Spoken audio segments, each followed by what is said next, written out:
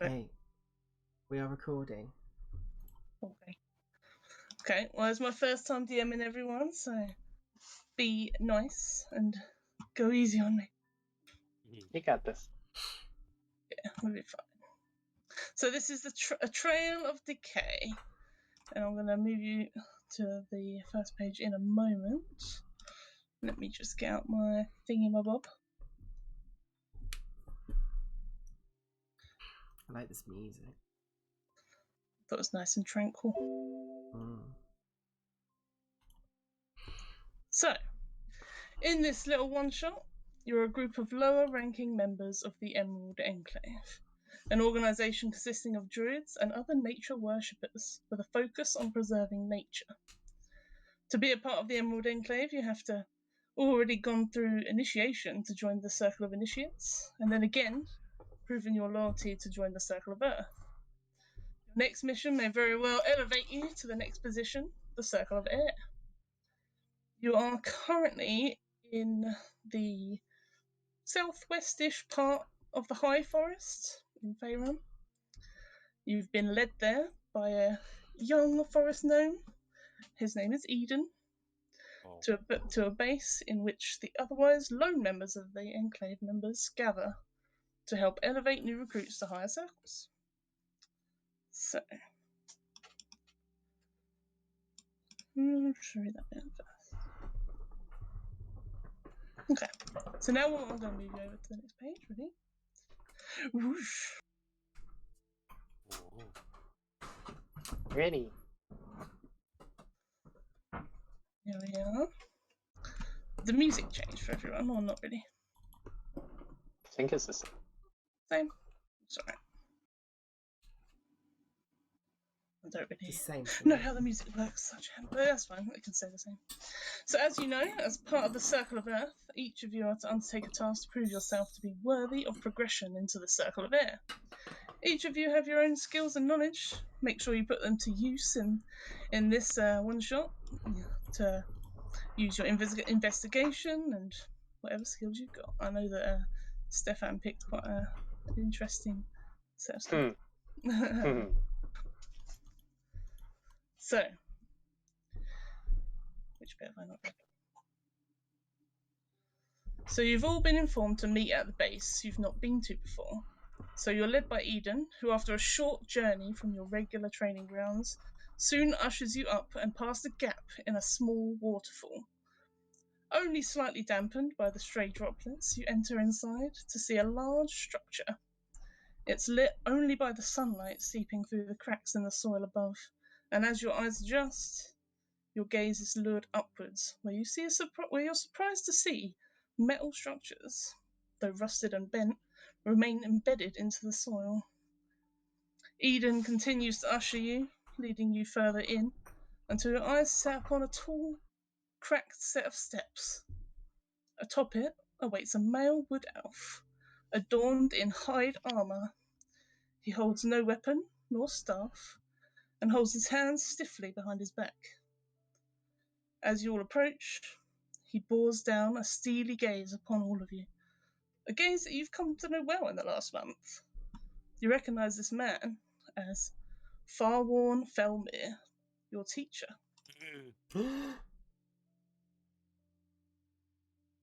I recognise that name. It's all in the name. The hair makes sense now as well. Yeah. Yep. Let me show him to you. Didn't really write much for him, but a good picture, I thought. Oh, I love his little cute mushroom man. Yeah, I love the mushroom. Wait, Felmir? Oh, he's caught up. Yeah, Stefan's suddenly I was realised. like, wait a minute. I don't know this guy, but it sounds familiar. I think I get it now. That's cool. So, you walk up to him. He's waiting on the steps with Eden now with you. And would you like to all introduce your characters? Tom, you can start. You're always the starter. Yeah, you'd see a not particularly tall, fairly standard in elven features, wood elf, pretty grimy, He's got bits of dirt and such caked across his face and body. Number of scars as well, and some tattoos that ring around his eyes. His clothing looks fully adapted for the wilds themselves. Lots of patched furs and bits and pieces that break up the lines of his body for camouflage. And he carries a large, well-used looking longbow on his back. But probably the most striking thing about Braith Bloodfeather is his Bloodhawk companion, Sanguis. Is a large, cool name and combo, by the way. Yeah. Large bird of prey with dark brown to red feathers and a very harsh, predatory look in its eyes and a hooked beak. Sanguis doesn't tend to settle on Braith at all, so will fly from perch to perch around wherever they are, always keeping a lookout. But Braith carries himself with quite a steely look in his eyes and kind of a on the edge of twitchy demeanor, always kind of glancing around, looking for threat. Nice. Natalie, you can go next. I think in response to this bird flying around, you'd see a woman who is barely stands over 5 feet tall, but is made up of human features that kind of shift as one arm is a normal arm of a human woman in her mid to late 20s that shifts up and moves across her body and down the other arm, which comes to a third black paw with sharp claws coming off the end. She has dark, sort of short kept hair with 2 black ears that stick out of her hair, and the sort of cover up one's a bit sort of matted. And looking down at her face, you'd see 2 sort of very small fangs kind of slightly protrude from her pursed lips, and she has very bright yellow eyes that sort of pierce any gaze, and she kind of walks with a bit of like a cat-like sort of cat-like grace to her. And you looking down at her, you'd further see more that both her legs sort of bend at the knees at a joint, and that both look like 2 sets of furred cat feet without any boots on, and a tail that kind of whips around her back, but she kind of keeps close to her. And in her, like cradled in one of her arms, you'd see a number of small different coloured cats that kind of just sit on her, kind of purring and climbing all over her. Very nice. How many cats? She has got, just double check, Infinite. 5 cats on her. Nice. At all times. Wait, so is she or is she not tabaxi? She is not a tabaxi. Her face looks human. She's not a cat girl. Don't, please, no. Yeah, she looks human, but she's definitely got some cat-like features with, like I said, she's got like 2 black kind of pointed cat ears coming out of the top of her hair, very piercing yellow cat eyes, and she's got a tail. One of her hands is like half her arm and her hand is like a black furred kind of paw, and both of her legs and tail are both kind of cat-like in their physique. And she kind of stands there, kind of like, you know that thing cats do when they kind of like circle their heads really fast, and that kind of weird robotic motion when they're looking at prey, and then they kind of like, she kind of chatters her teeth a little bit. Nice. Go on then, Stefan, tell us about Edith. Well, as much as I can say, Miss Edith Nash is a particularly tall, propped up elf woman who doesn't seem to. All the time you've been with her, she just seems to not enjoy the presence of anyone you've come across. She's not too keen on what anyone has to say to her. It just sort of feels like she's coming along for the end game, that she's going to get something out of it, and the sooner you can get it out of the way with the better. She's very much got an interest in the plants and the world around her and what she can procure from them and learn from them. And she doesn't really show it off all that much, but you may have noticed every now and then she tries to keep it subtle as she can, but she has some magic about her, and I'm entirely sure how she does it or what it is she's capable of. She's not exactly going to share it either, so she's Okay. mysterious. I'll give you that.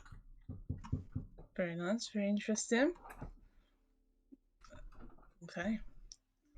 So what are you all doing at this moment in time on this steps? I think Edith will probably be looking around at the environment and just, she hasn't been here before, so there's some new things and she's taking note of them. Maybe plucking something here and there if there's anything particularly interesting growing here. Very nice, yeah. You'll see a bunch of elk just grazing in the corner. Yeah, she's not so keen on animals. Okay. Especially if she sees them going towards something interesting. She's like, shoo shoo, don't eat that. Okay. Well, if you're all just waiting for everyone to speak, Farwan will speak up. Welcome, everyone.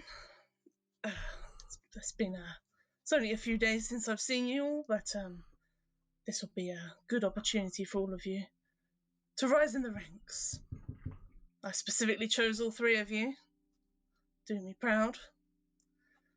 The task is quite simple, but it's very important. It's of great significance to the wilds. There have been reports of unusual areas of soil erosion and decay found along multiple parts of the sacred river, the Unicorn Run. Under no circumstances can this river be touched by decay. It's up to you and us as the Emerald Enclave to ensure that it remains pure. What we want you to find out more about this decay. What is it? Why is it happening? And if possible, put a stop to further instances of it. As you know, the river is normally off limits for extended periods, so this mission will be a short one. From here, it's around 3 days to reach the base of the Star Mounts, where the decay is reportedly the worst. Document and deal with anything you find along the way, and report back to us what you find. Eden here, and he points to Eden. Eden just nods quietly. Eden here will lead you to the river. I can't offer you much aid, as this is your journey to take. But I can offer you these. And he hands each one of you 1 potion of healing. Just a normal one. Ooh. May it That was be the other thing. I've only gone with like a basic starter equipment stuff. Is that okay? Oh yeah, no, I don't mind. Cool. Whatever you got for starters. Cool, edit it. Nice. So yeah, Eden steps forward, greets all of you again. If any of you want to take a quick break here, or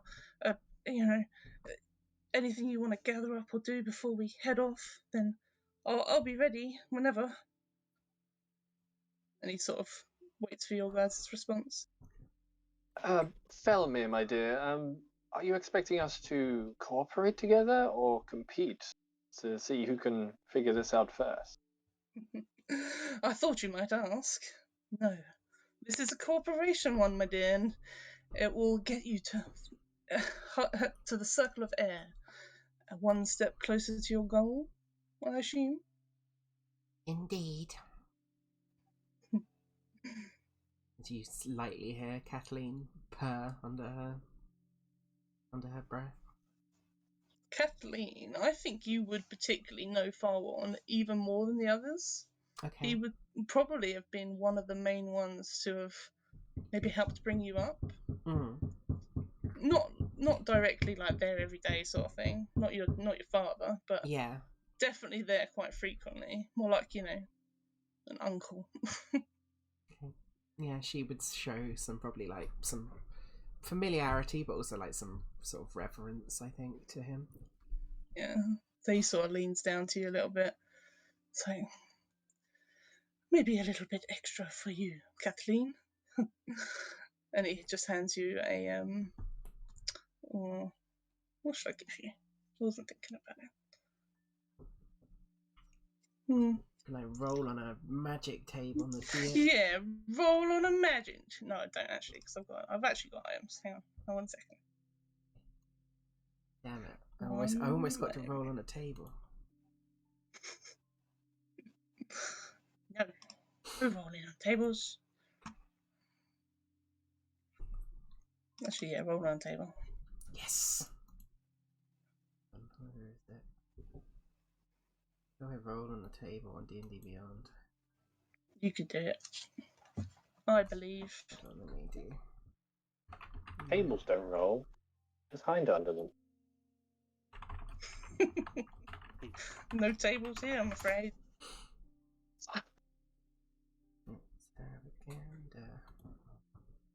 We got trees. Second best thing. I mean, trees are pretty good, and there's a lot of trees. I need to choose from. I think Braith would kind of lock eyes with Farwan and just say, "Wise one, are the creatures in here under your protection?" And his eyes like dart over to a little rodent he's noticed scurrying around tree roots nearby. I see. He just gives you a little smirk. Braith, he knows what you're getting at. Not any more than the ones above, if that's what you mean. Then Braith would do like a little signal, almost like a little twitch of the cheek, and you'd see Sanguis fly down and strike at the rodent scurrying around. Yeah. As is the circle of life, does not pay any mind. So there's a Hold number on, what's the rat's AC? Yeah, I can roll an attack. I've got it all set up. So there's tables from A to I, but they get A is like the basicest shit ever, and I is like legendary shit that I should never get a hold of. Do it. It's like a B to me. It recommends for this level A to D. Should I roll a D4 and then roll a D100, Hannah? If you want, I don't really know. I guess so. Either that or just give your cats +1. I don't care. +1 cats. Fine, I rolled a 1. That's probably the most balanced. Hey. And I'll roll a D100.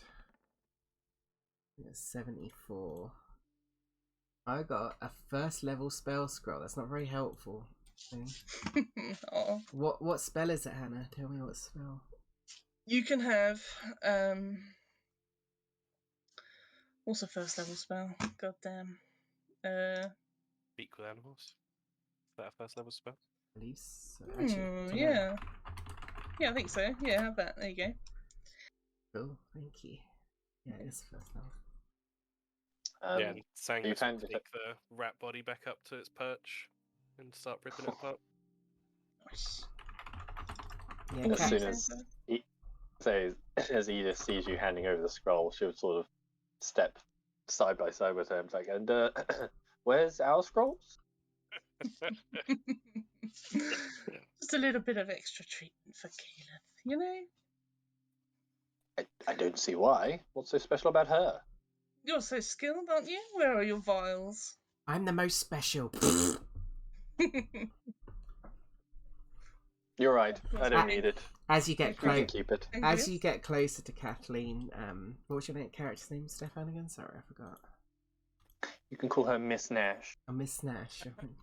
As you get as Miss Nash gets closer to Kathleen, you'd see that this all black cat that sits on her arm, like as you get anywhere near her, starts aggressively hissing and like trying to like swipe at you.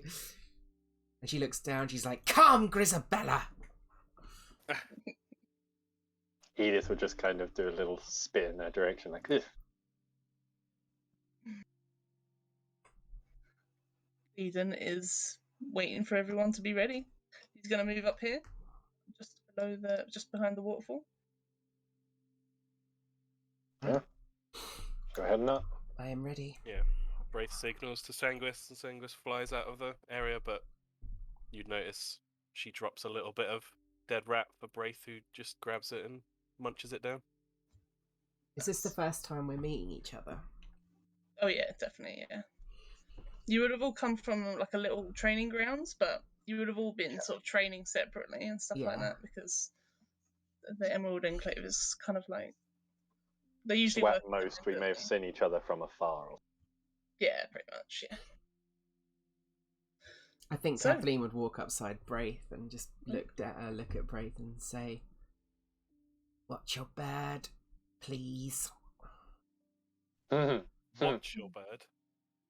Yes, I do not want it getting its eyes cut out, or one of my kittens getting stolen away.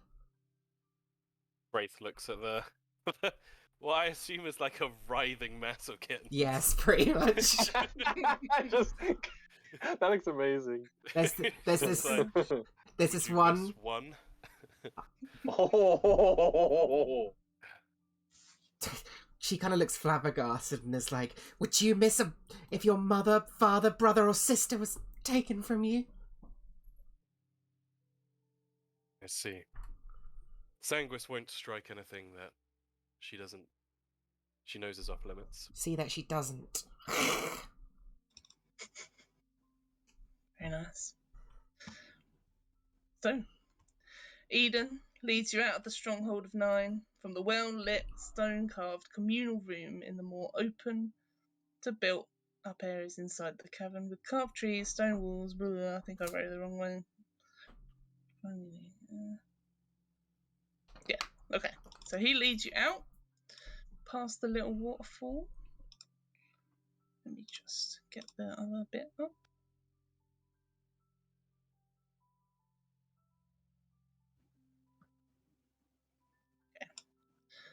So we don't go too far, but Eden leads you out from the waterfall and down to the Unicorn Run. He leads you right to the bank and steps back from the water. Upon arrival, he shows you all of the markings of decay. They are obvious for everyone to see and notice. I think you'd all be pretty familiar with what decay looks like in this nature. And as you look over the affected area, you can see blackened sand and soil mixed in with dried, dead grasses. Nearby shrubbery and a small tree has darkened in colour. Its withered branches are leafless and its bark dry and cracked. If anyone wants to do a nature check or an investigation check, you can. I will. Yeah, I'll do a nature check. We haven't, because this river's sacred, right? Mm-hmm. We haven't been allowed here before, or we have as part of our training. So with the Unicorn Run, it's a very sacred river to do a history check actually, or a religion check. I'll stick with my 17. Okay. So yeah, I think only Braith would know that the Unicorn Run is often, or is thought to have been, rumoured to be visited by gods. So gods often visit in their like animal forms. So you got Shantae and Sylvanus as for examples. Often come and visit in an animal form. and just drink from the water and hang out. And I think it was where's my thing?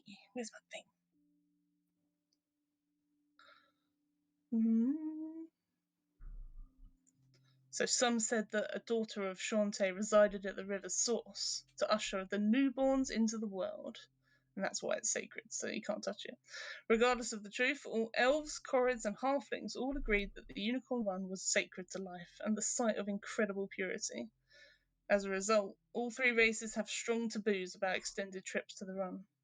And if the river was ever fouled, then no new races would ever be born on Toril again. So, you know that.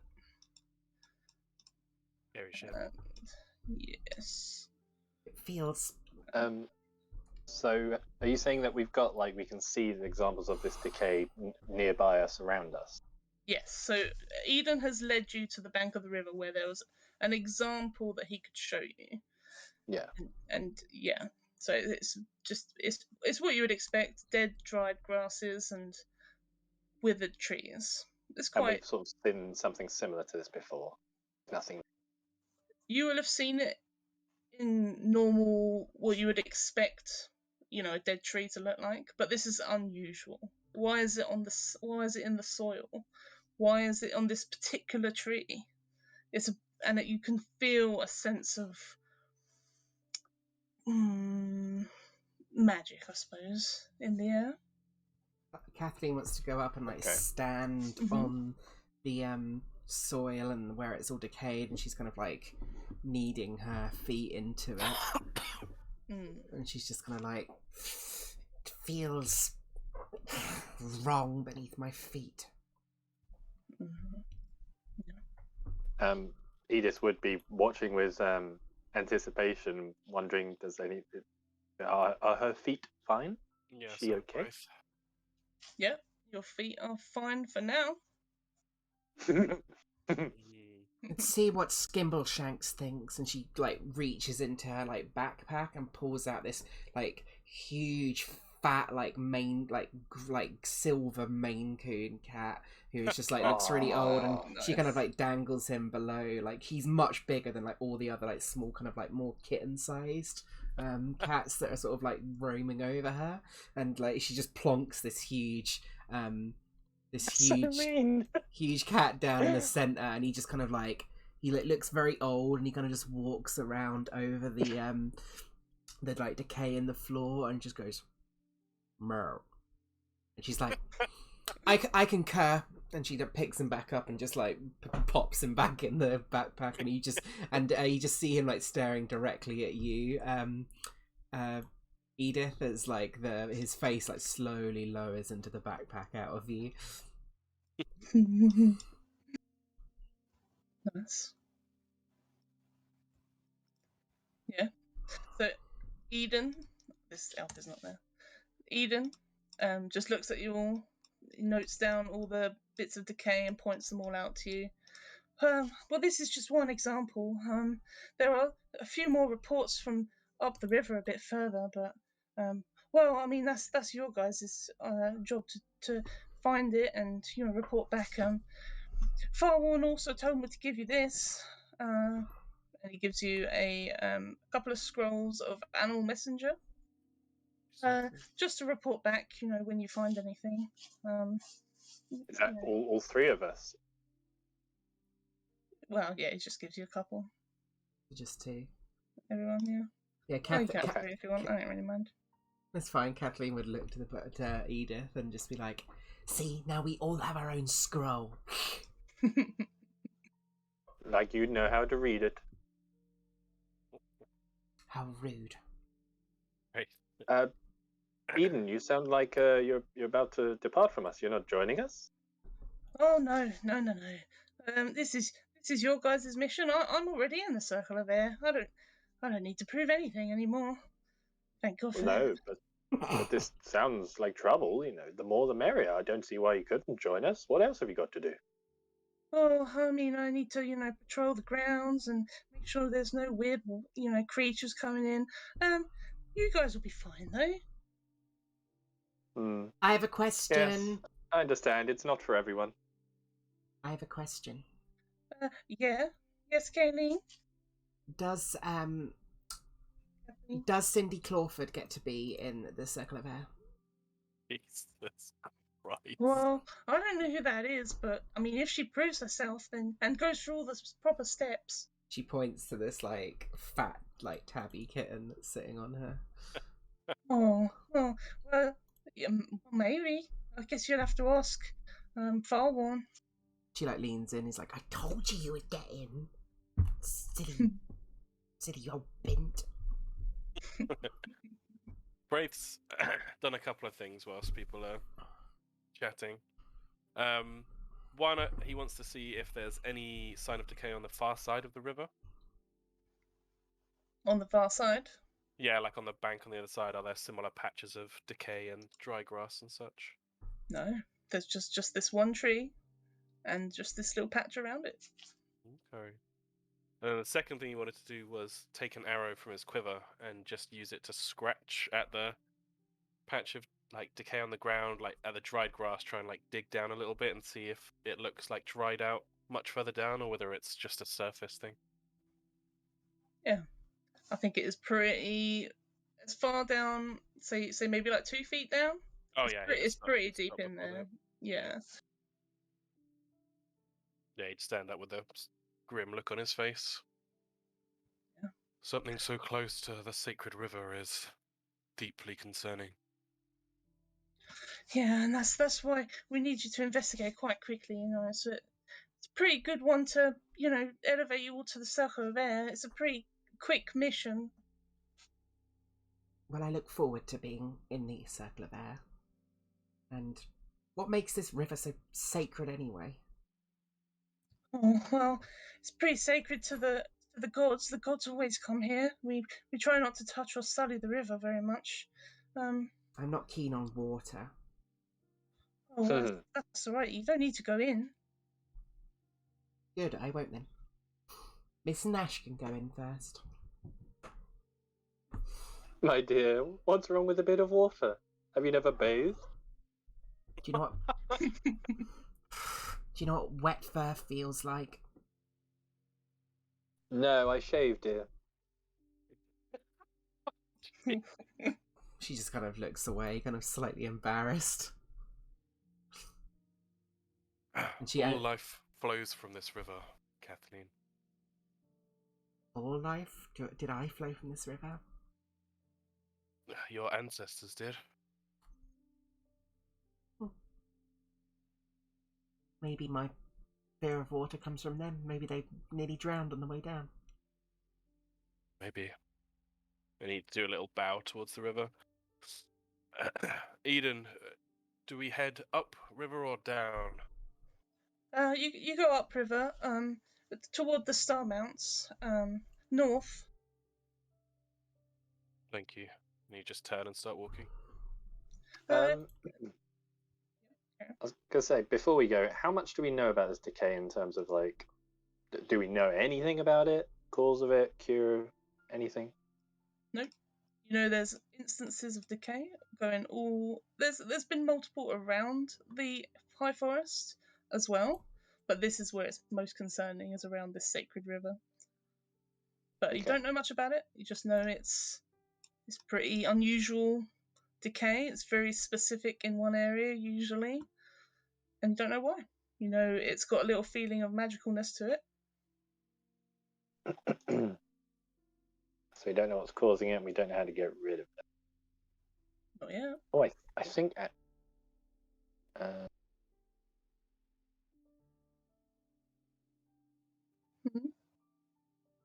Kathleen's going to look down at one of her cats and just say, "Yes, Boo Boo, it does feel awfully magical." Boo-boo. Well, if there's nothing else, then I'm gonna go back. If you have any trouble or anything, you can use the animal messenger for trouble as well. Thank you, So Eden. hopefully it won't come to that. No, I don't think so. Maybe. I'll message you if I get too wet. Okay. Noted.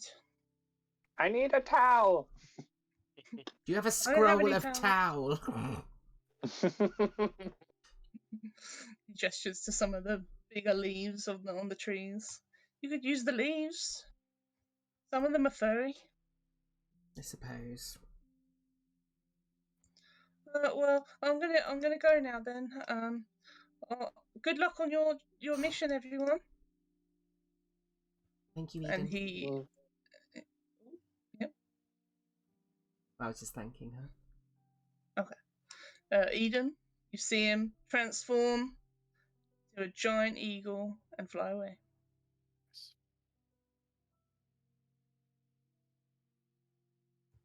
Yeah, Okay. Braith's Well, then- like already started pushing through the brush. Nice. Yeah, I will say there's no pathway. It's all just bush and nature, and there's no laid out path. But you know that you're going up the river toward the Star Mounts. Yeah, Braith's keeping the river to his right, and he's keeping Sanguis flying up above the canopy, though obviously if it's a thick canopy you can't see through it. It is really, really tall, but you could probably go just under it. I agree, Boo Boo. He seems like he knows what he's doing. Let's follow. Lead the way, my good man. I want to know how these two Muppets got to be in the position they are. Yeah, Braith's just forging ahead. He would keep a sharp eye out for any other patches of decay. Okay, yeah. Is everyone doing that? Yeah, I think Kathleen would as well. Okay.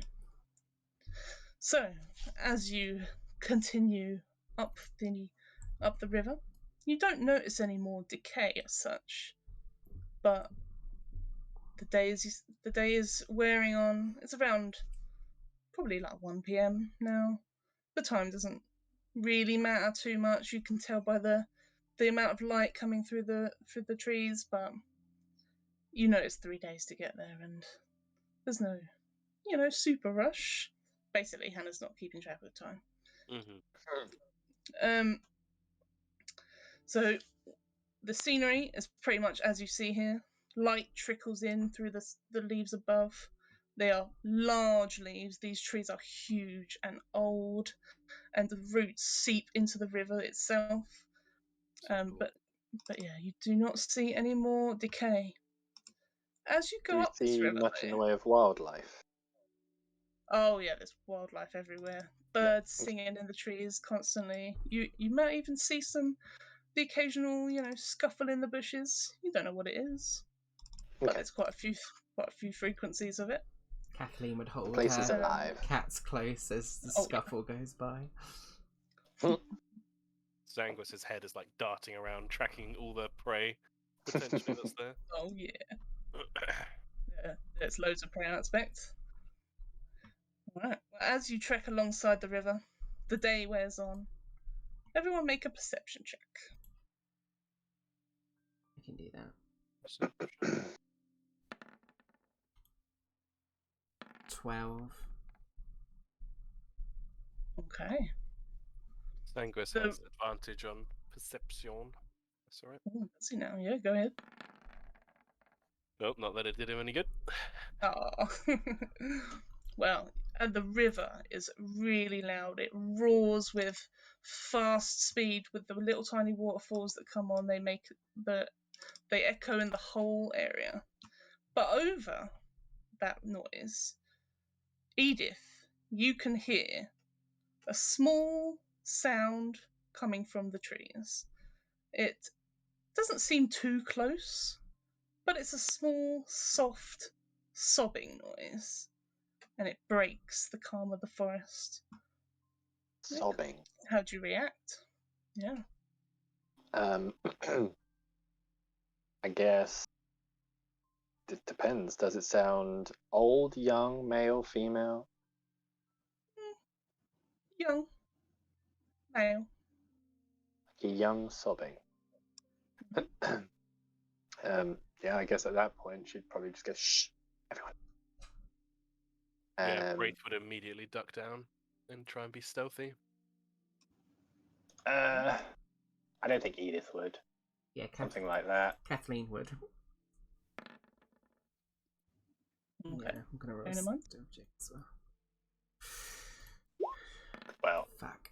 Edith's feeling confident. She's just gonna walk towards it in that direction. Just walking towards it? Yeah. Okay. Kathleen's looking at Brave like, what's she doing? Wraith is like, he gives Kathleen, I guess, a little nod, and then like gestures for the two of them to like pincer out either side of where Edith's walking in the underbrush. She like nods, kind of like, "Oh yeah, that's a good idea." Yeah, you can see he's a very experienced hunter. She would like get down on all fours and start like skulking through the brush as the cats like climb back round from her arm onto the back, like hanging on barely, like. Like is it raccoons? Do raccoons do that? Yeah, Eric? a bit like that, yeah. Opossums, that's it, opossums. Oh yeah, with Well- all the young. Yeah. Yeah, exactly like that. That's a great show. Very cute though. Well, Kathleen, quite- you trip over a log and make loads of noise anyway. Oh dear. So you're all Edith. approaching there, yeah? Yeah, and Edith would in fact like quite the opposite. She'd just be like, "Hello, is anyone there?" Okay. So as you approach, you can see a small clearing, a tiny residence. Carved within a once substantial tree, it stands surrounded by mushrooms, shrubbery, and grasses. I'm going to move you over. Ooh. Ooh. This is what you all see. It's pretty much as the picture is with the mushrooms. The mushrooms are maybe slightly more colourful, but not super colourful. And let me just describe it. So everyone who wants to do a nature check, see if you can see who owns this little house.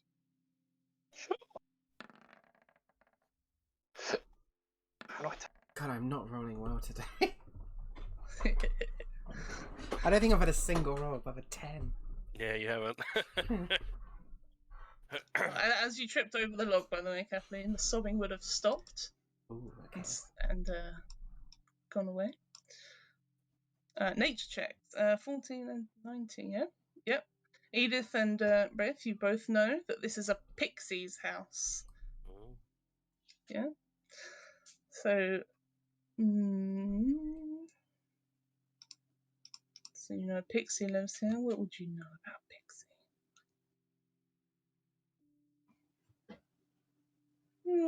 We'll come to that. So as you approach closer, you can see a similar sight as before. Everything is dark in colour. The once you think vibrant coloured mushrooms that litter the clearing are all in a somewhat of a state of decay. The treehouse itself is blackened with brittle and peeling bark. The shrubbery and grasses are withered, dry, and in the beginnings of decay. And the sobbing sounds have stopped, but who's closest? I imagine I can Edith, only assume right? Edith would have like led the way. Yeah, Braith's keeping a wide berth. He'd be further back if Yeah, I could put him Kathleen's further back. pincering. Are you looking directly at the little house, Edith? And so I'm right in thinking, so this is like a small little tree. These are tiny little mushrooms. Yeah. If you approached it, it would be quite a small little thing. Oh yeah, it's quite small. Not like Hello? maybe dollhouse small, but maybe a bit more. Oh, am I lagging? No, you're not. No? Okay. Probably on Stefan's end. Well, Oh yeah, he's he's gone. Oh. Oh. Stefan died. Stefan. I'm so immediately curious about Edith. Yeah. What's your deal, creepy lady?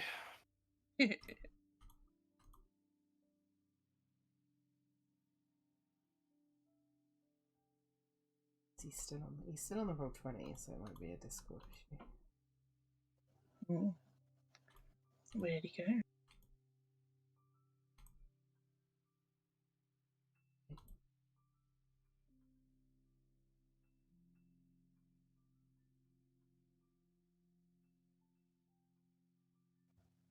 Oh, are you back?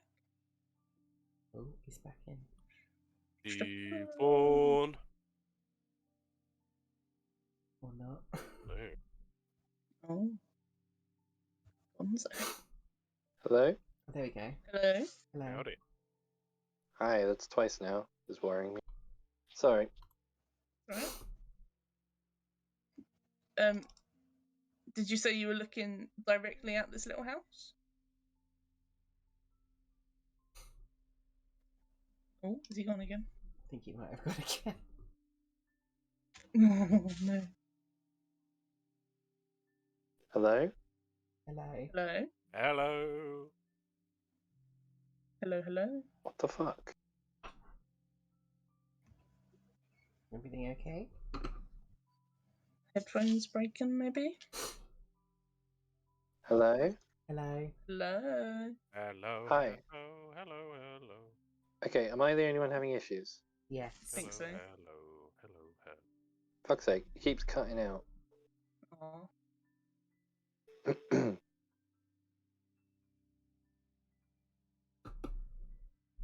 And it's gone again.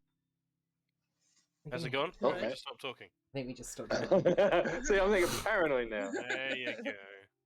Okay, keep going. We'll see how long it lasts. If not, I don't know. I'll figure something out. Okay. Piss me.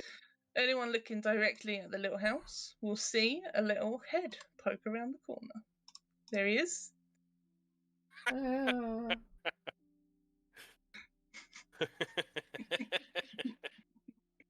Face is amazing.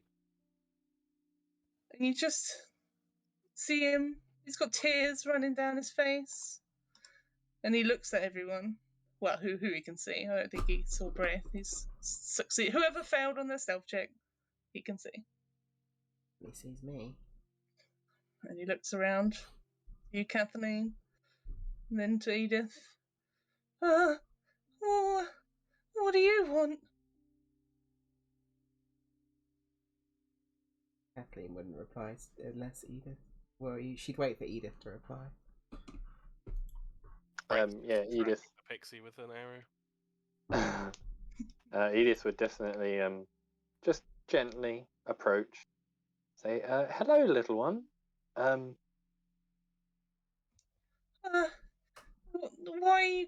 are you at my house?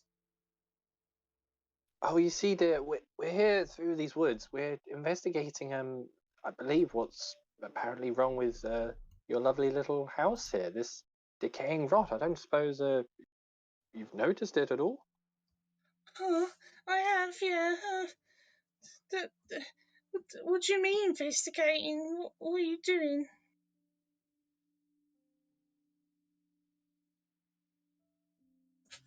Are you gonna fix it? I think it's too late. And he gestures over into his house even further. And if you were to look inside, you would see a pink-haired lady, withered, dead. Oh no. Oh, She's got God. blackened skin. And he's sort of slightly covered her up with a leaf. Oh, I'm so sorry. This is awfully dreadful. Yes, we have the full intention of finding out what's wrong and what we can do about it. I suppose you don't know anything about it yourself. No, but my wife Wanda, she's gone, and now I don't know what to do. See, well, I don't suppose you could potentially let her death not be in vain, and we can try and figure this. Oh shit, that's halfway through. Yeah, Stefan, Stefan cut out a bit there for me as well. Let's say, figure out what, Stefan? how long it's been going on for? When did it start? It was a couple of weeks ago. It mostly affected the mushrooms first, and they were, they turned a bit dark. And then the last few days, Wanda's skin turned a bit grey. Kathleen's gonna sort of come closer and then reach sort of under her sort of cloak a bit and pull out this tiny little baby kitten, and then just place him next to this little pixie, and just like and he's hello. Hello. Yes, Ben. Hello. Should we Hello. should we try? Hello. Is it your in? Hello.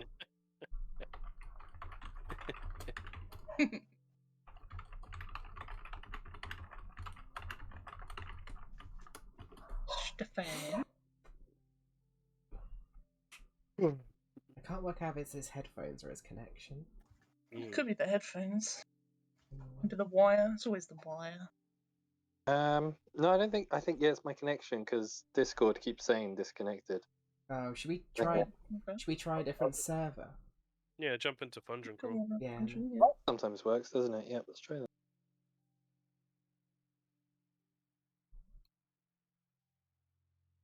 Hello. Hello. Hey there. Try this one for Okay. now.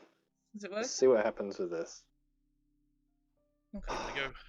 And it's just me, none of you are breaking out at all. Okay, Oh, good. sir.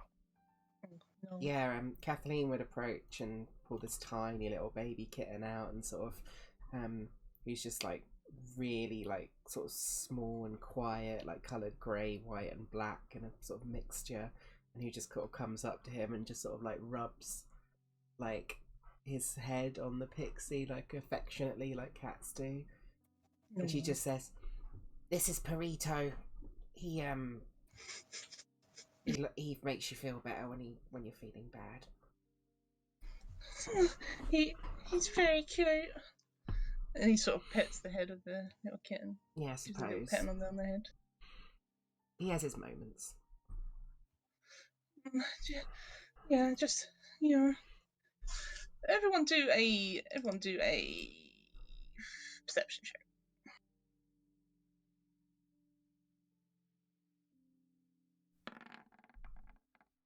Oh my god, I rolled okay. 15. So Edith and Kathleen and Sanguine would notice that that Cosmo, the little pixie, has also got slightly darker skin than you would think a pixie would normally have. Oh no. Your skin's dark as well. Well, is it? I haven't really noticed. Uh-oh. Did he answer a question earlier? I was trying to ask. It was about when this started. Oh, did I say? Well, it was 2 weeks ago, and then like a few days ago, Wanda started getting like dark skin and stuff. Ah, okay. Means He could may have not a have few very days long. to live. Yeah. Find out his name. Put me out of my misery. If his name's Cosmo, Hannah, I'm gonna. Yeah. My name's Cosmo.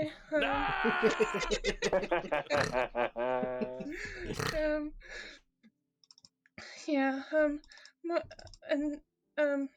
Well, you see, he's just sort of lost for words a little bit. He's kind of you can see he's like in the middle of grieving, pretty much. Here, take this. She's going to pass him the potion of healing she was given. Well, thanks. Would you? I don't think she's coming back with just a little bit of magic potion. No, it's for you. Look at your hands; they're all black and gross. Sorry. I can try. And you see him drink the potion. Doesn't really do anything. Well, that's really bad. We better hurry. Yeah. Does anyone? No, actually, I'm not going to ask you. No. Edith will probably wonder. I'm trying to. So pixies, do they have little wings? Can they fly? Yep, they've got little wings. They can fly. Yeah. If you want to do a nature check, you can know sort of what pixies usually are like. Yeah, why not? Go on then. Although it's not really. So technically, oh no, 20 is pretty good. Yeah, that's pretty good. Whoever wants to. Whoever passes a 13, they like to spy on other creatures and are always excited to make new friends. So it's a bit unusual that Cosmo's piss off, but it's also because he's grieving. Only a pixie's fear of being captured or attacked can contain its innate curiosity. In truth, those who wander through a pixie's glade might never see the creatures, perhaps hearing the occasional giggle, gasp, or sigh. Beam with joy when they are complimented as well, so there you go. Well, she'd probably sort of offer a hand, be like, "Why don't you join us, little one? We could always do with another pair of eyes, and you probably know this place pretty well, don't you?" Yeah, I can't leave Wanda. She needs me to, I need to go and tell her family, and I need to bury her. And would you all help me bury her? Yeah, Pixie's pretty small, right? Oh yeah, tiny.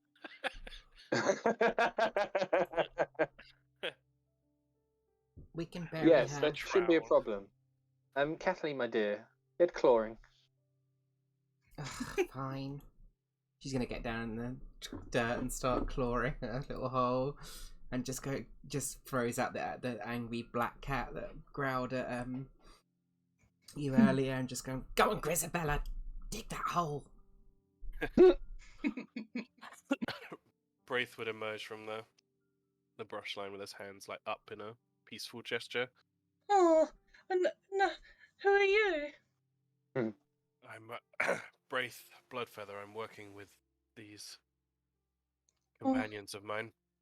I wanted to ask, was there anything else strange you noticed 2 weeks ago? Not that I wasn't really here the whole time. I only just came back last week. Wanda told me about the greyness. She didn't really notice anything, no, I don't think. But everything's dying. I don't know why. This is Have bad. you seen other animals with this decay? Now you mention it, I kind of saw something similar up the river a bit further. Wolves. They were, all dark coloured, and their skin was kind of black, and yeah. But they were also kind of aggressive, a bit like Wanda. Yesterday, she died only this morning, but yesterday she was being really aggressive. She's never hit me before, and she did yesterday. I see. Thank you, Cosmo. That's useful. No, you help me bury her though. Of course. Braith will go and help Kathleen I'm dig going the as hole. fast as I can. Oh, come on, it shouldn't take long. Cosmo steps up to Wanda and picks her up, brings her to the little door. Sorry about your wife. Yes, my condolences and all that. Yeah, you see him sobbing slightly as he brings her out. Yeah, I'm gonna miss her. You can, if you want, you can keep Perito. Keep Perito? He would be good company. Yeah, he's pretty good, and, well, you look like you need him more than I do, so... Really? Yeah. Quickly, before I change my mind. She's gonna, thrusts him into, and then just sort of goes back to digging. Cosmo starts petting the kitty. Are your beasts trained to, not attack anything smaller than them? They're not going to... It's Perito, he's not going to attack. If I gave him Grisabella, then sure, she'd eat him alive. Perito doesn't hurt anything. He's like a little, I don't know, teddy. A child's toy. He'll look after you, Cosmo. Thank you. And you see him sob slightly into his hands as he pets the kitty even more. Well, if maybe I could help you guys. Even maybe Wanda would want you to have these. And you see him jump down to one of the mushrooms, and nobody noticed it before, but he pulls out an invisible something and opens this AK-47. something. This might be helpful. And he pulls out a ring. And maybe this one as well. He pulls out another ring. I don't know if this will be useful, but you could try. And like Mary Poppins, he pulls out a big staff. Oh my god. Wait, from under this mushroom? Yep, from under the mushroom. Oh, I love that. That's great. That's great. What do they do? Well, this one makes you jump really good. He passes you the ring. This I want that one. This one means you can walk on water. Oh god, I want that one too. And this one turns into a big snake. Don't want that one. Someone else can have that one. A snake, you say? Oh god, delicious. I can't choose. I'll have the water walking one. I don't want to fall in the water. Choose among you. Edith will just make her way towards the star. Yeah, Braith will take the ring. Cool. Is it a ring of water? Thank you very much, little one. These will come in handy. Hopefully it helps you with, investigating this horribleness. We will avenge your wife, we promise. Oh, thank you. I think she would really like that as well. We will return to the forest now. Okay.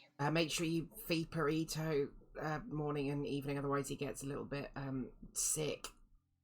Oh, okay. I will. Goodbye, everyone. Thank you for helping me. Also, you should probably leave here because, I don't want Perito getting all grey like you. Oh.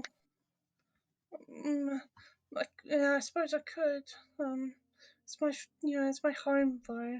I'll think about it. Okay. Okay. Have fun dying. It's not all Braith says. Kathleen, maybe you should dig a second hole just in case. I think I might have made a mistake and just got Perito killed, but I know I'm Yeah, too... I was going to say, we have to swing back here in a couple of days to pick up Perito and... Yeah, what happens when he gets aggressive and he's holding Perito? Let's not think about this. This is too far ahead. Yep. That's what you'll do now. Well, now we have to make sure we get rid of this decay. Otherwise, well, I don't want to come back to a dead pixie and a dead cat. Agreed. Yeah. He said the wolves were further upriver. We should slow our advance and move unseen through the brush. Just the mention of wolves makes me... Ugh. Disgusting. So it's now towards the end of the day as you meet this pixie. Okay. Are you gonna carry on? Are you gonna rest? What are you gonna do? So I assume it's going to be pitch black unless this place is the kind of place that's nicely lit by fireflies or something. Yeah, you would know that there's a lot of fireflies around, usually near the water. Okay. So is it kind of dimly lit at night? Yeah, can be. Depends how many fireflies there are. Okay. I just remembered. I played an elf before. Elves can see in the dark, can't they? They can. They got dark vision, right? Yeah. Yeah. Somewhere. Nice. Let's push on. Yeah, pretty much. I can't see in the dark because cats in D&D don't have night vision. Kathleen What? can get dark vision. Fuck it. Yeah. I can DM power. see in the dark now. Yeah. Blessed be my warlock patron, Hannah the DM. That's me. Yeah, Braith would be happy pushing on for a little while. We'll say it makes no difference because I'm not tracking time. I guess we just keep following the river, I guess? Yeah, you could keep running the river. Yeah. How long do you want to go for? Braith's definitely stealthing though. Yeah, let's stealth like an hour and then we can camp for the night. An hour? Yeah. Hour? Okay. You'd have to convince Edith. She wants to get this over with. Stealthing, yeah. Nice. Oh my god, I rolled well. Oh no, wait, no I didn't. I was looking at the wrong dice. Okay, well, if you're going to carry on, you might actually. Yeah. We're going to say yeah. So you carry on up this river. It is dark now in the night. You can't see much bar the fireflies fluttering around the river. They reflect even further light off of the water, so you can see even more than maybe you would think. We're going to go to this page. Hold on. Ooh. Pretty. Whoa. Really? Oh, new noise.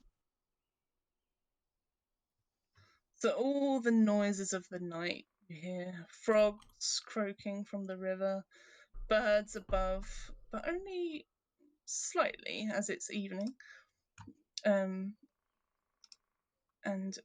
you do hear wolf howls in the distance. You don't think that you're quite close just yet, but you're getting there. Kathleen's going to You turn carry to on? Braith and say, is he your brother?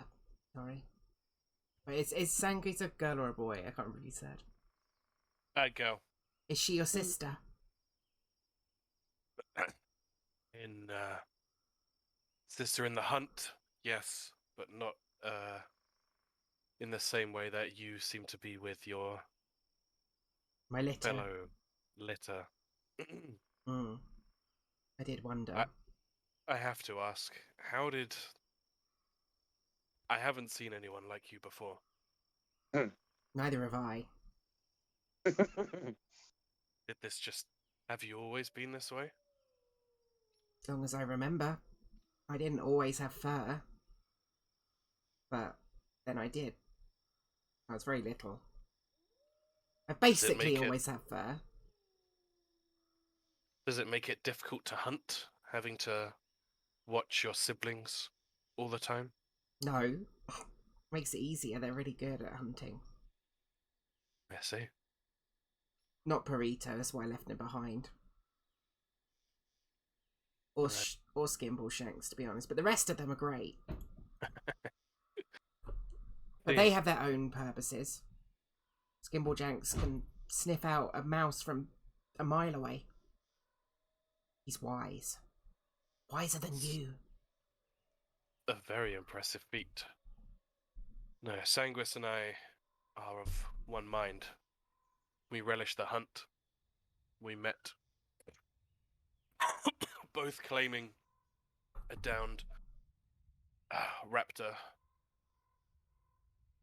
It's a raptor. A hunting bird, smaller than Sanguis. My arrow had caught it on the wing, but Sanguis had broken its neck, taking it from above. We fought would be the wrong word, but we both put claim to the kill. And there was an understanding brokered between us that I cannot explain in words, but ever since then we have hunted together. I can relate. There was this one time that Cindy Clawford killed a pigeon. That was a good day. Pigeons are good prey. They're fat. Lots to eat for little effort. I like you. I think we'll be good friends. Wraith kind of nods. What do you think of... She looks over to Edith and is like, her. Edith wouldn't be anywhere near, so don't worry about her hearing. Yeah, that's what I thought. Is Edith like, as you described earlier, her default thing is like inspecting stuff around her, and Yeah, she's always looking around at stuff, but she doesn't really have any interest in you two. yeah, Wraith would just be like, she seems to be a thinker. I found that thinkers sometimes can be a detriment to a hunting pack, but others can be a benefit. I have yet to see her use in the hunt itself. Yes, I'm quite eager to see what skills she possesses. I think we should stop here for the night. We don't want to tackle the wolves at any less than our best. Good idea. Let us find a tree. Trees are good places to sleep in. Miss Nash, would you be amenable to stopping our travel for the night? It has been a long day, but I don't know where you'd possibly suggest. Nowhere here. Wraith would point to Kathleen starting to claw her way up a tree. Yeah. Don't expect me to up there. I have rope. Can anchor you to the branch if you need it. Good God. What? How do you expect me to get up there? Clambering, mostly by the look of you. I can help. Or I could fashion a simple lever. No, that won't be necessary. Takes a quick look around to see if there's any potential better option. Like, I guess a cave, but Not really in this area. This area is fairly open, surprisingly. There's just this stretch that you're in that is pretty much like the picture. Fucking humongous trees. just trees, big fucking trees. You could maybe go in like sort of the notch of the roots, or like find maybe like a little like bridge of roots, like this bit over here.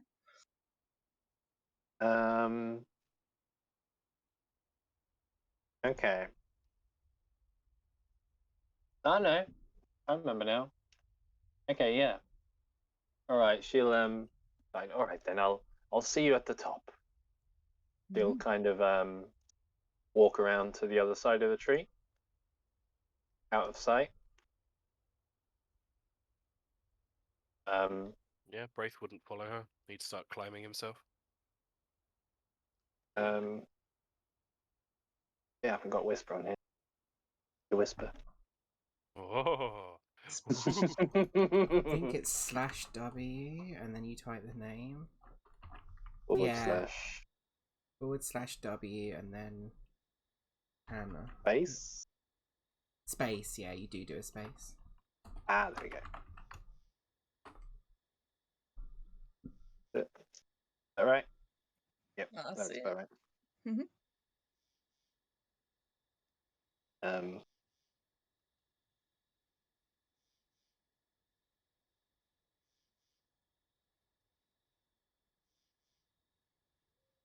Yeah, Braith would use his hand axes to clamber up the side of the tree. Yeah, Kathleen's just clawing her way up as best she can. I thought so, Stefania. Cool. So you're all at the top of the tree. Are you gonna take watches or just chill in the tree? I think we'll take watches. Yeah. Kathleen will take one of them. Braith will take first watch. Second watch, I guess. I suppose as an elf, I only need a little bit of rest, so it would be awfully selfish if I didn't do a watch. Yes, it would. To you? Yeah. Yeah. Hey.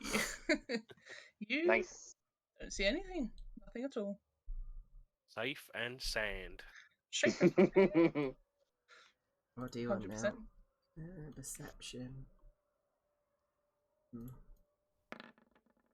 Oh, that net one. Fuck, I was kind of hoping it would. 16. Okay. Nope. Don't see anything. Nothing at all. Nothing's happening. Although, with a 16, With a 16, you would notice some shuffle noises around you. There's noises in the underbrush. He's poking Brave. Shuffle. A little bit of shuffling. Yeah, Braith's trancing, so he would come to. I see. Well, we need to discern whether it's something that can climb a tree. Take a shot, Mr. Yeah. Hunter. Braith's gonna shoot. He doesn't. No, he doesn't want to shoot. He's not trying to kill whatever it is shuffling around. But he wants to do essentially a warning shot. So I guess the nearest tree or solid piece of wood to the shuffling, he'd like to thunk an arrow into there. Okay. Yeah. Try and scare it off, whatever it is. So as you hit this tree, you don't see anything. There's nothing to see. But you Did do he explain notice- this plan? Sorry? Otherwise, Edith would just be like, "You missed." So yeah, you don't see anything at all, but there is the sound of shuffling again, and it seems like it's shuffling away. Braith, without looking around, would just reply and say, "To kill without purpose is the greatest of foolish acts. Simply wants to keep our area clear finish our rest." Yes, and killing it would certainly have achieved that. Killing it might have drawn more predators. The smell of blood on the wind. Then we'll Love kill that those smell. too. We don't all wish to massacre the denizens of the woods, Miss Nash. Well, if we don't get rid of this rotten decay, it won't really matter soon, will it? Fair. But now it looks like we can sleep. And he'll cross his legs and go back to trancing. With one less arrow. which I will Kathleen's just laying change on in my her inventory. back and Mm. sort of her tail wrapped around a branch, I imagine, whilst all the cats sort of like perch on different parts of the tree.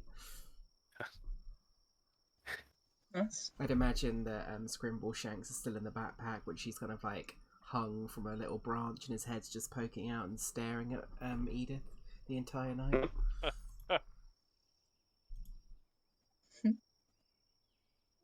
Is there another one? Another watch? Or are we all sleeping? It's just I Edith got it. left. Oof. Yeah. Nice. Nice. So Edith, you don't notice. Nobody notices. And I'll explain it in the morning. Beautiful. Okay. So you awaken to a glorious morning in the bush. Here's this tree. It's beautiful. I don't know if I put music to it, but imagine the daytime music.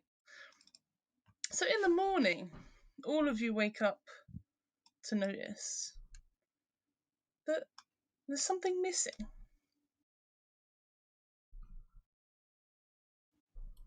What is it? Something like what?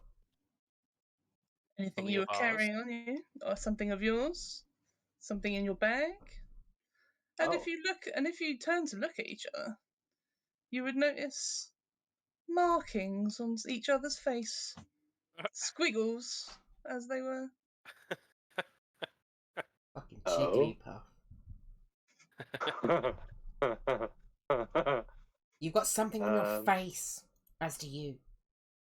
And you. Oh, bother. What kind of squiggles?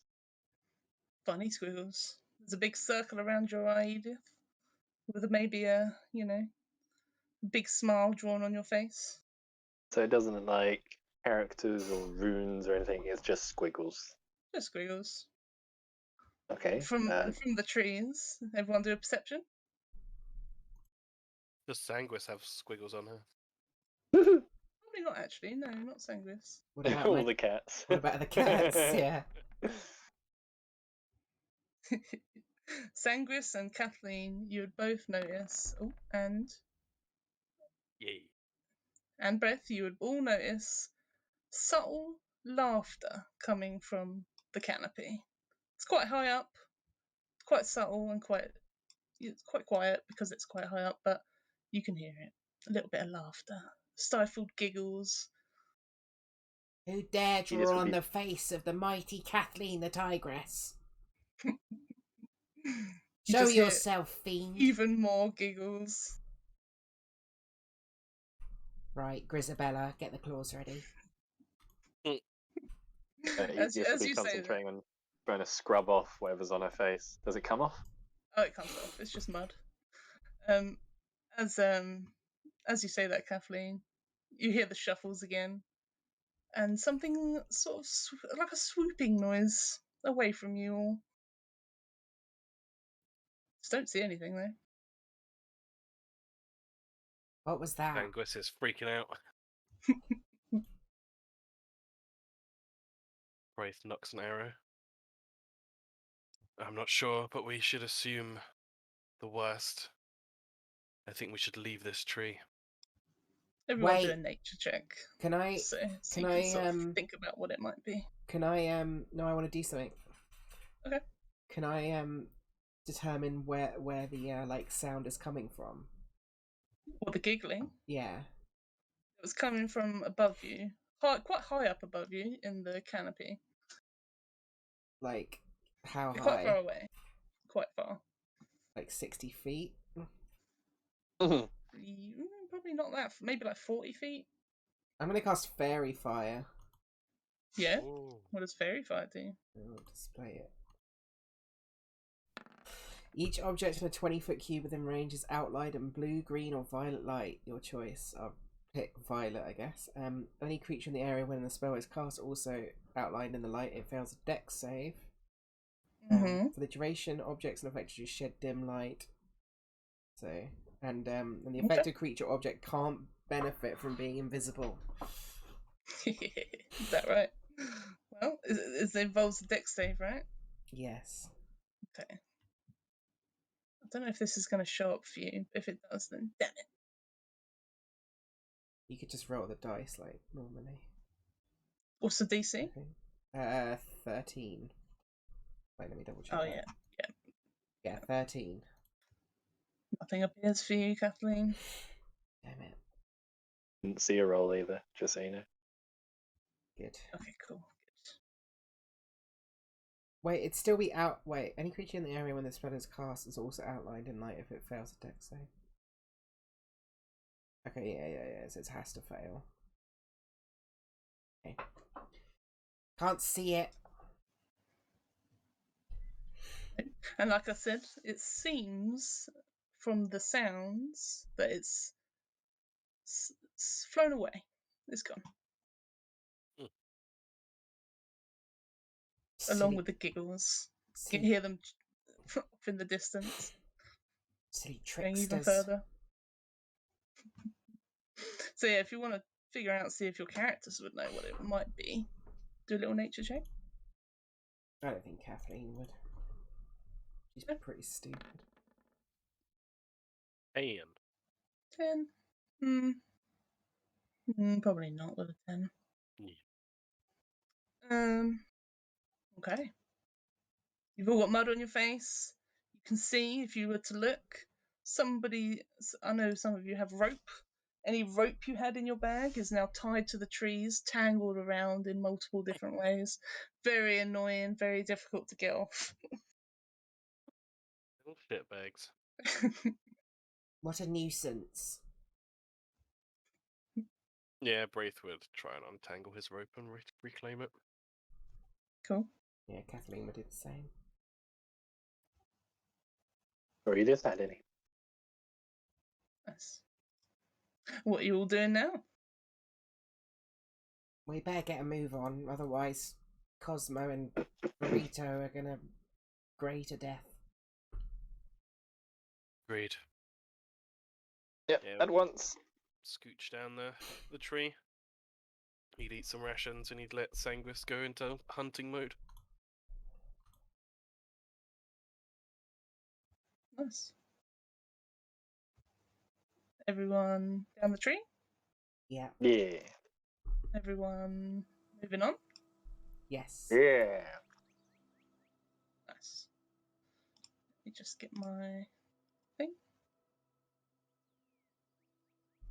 So as you rise from your night's rest, a cacophony of cheerful chirps and tweets fill your ears from above, apart from the giggling. Above, as a huge flock of small, colourful jacamars descend onto the branches of the canopy. Raindrops fall from above as the birds agitate the branches.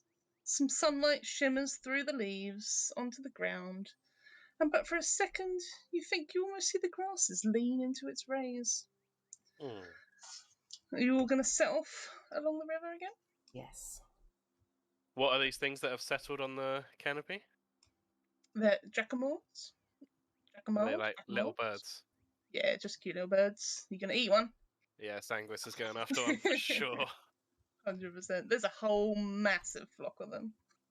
Ladies They will are enjoy it too. dancing around the canopy. Oh yeah, you get one. In fact, you get two. Yeah. Sanguis One in each claw. breaks, squeezes and kills them and drops one down to Braith. Good He begins hunting. plucking it. Cool. So as you continue along the river, indeed, as you expected, some decay you see just on the banks.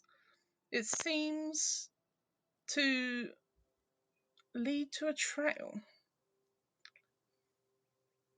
Do you follow the trail? Yes. Sure, yeah. Yeah, Does Braith. the trail look like man-made? Nope.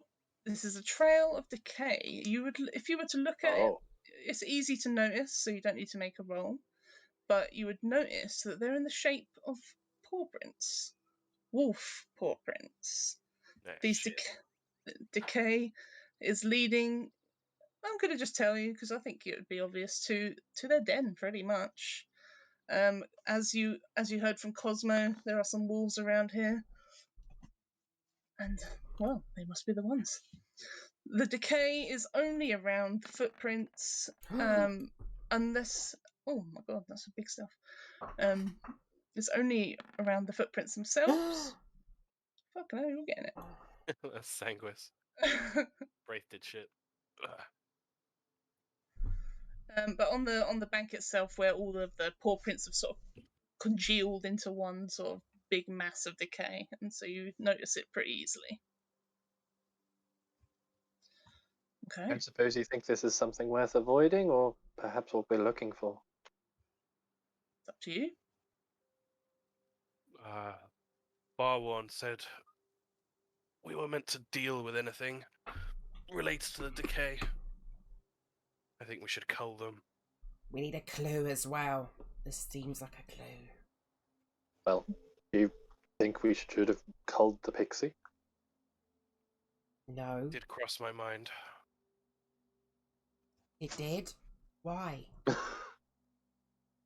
It's going to die in a matter of days. Surely leaving it to grief, misery, and a slow death is cruel.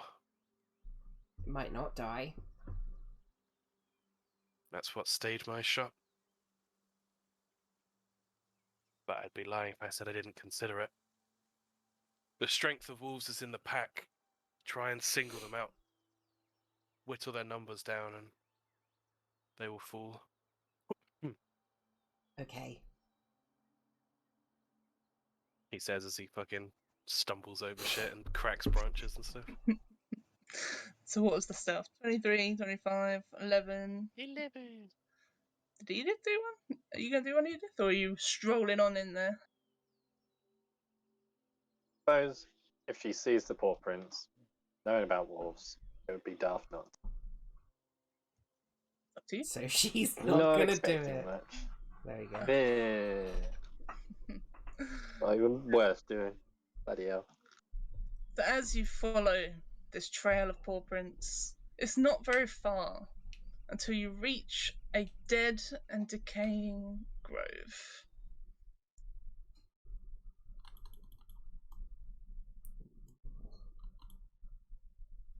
Hold on.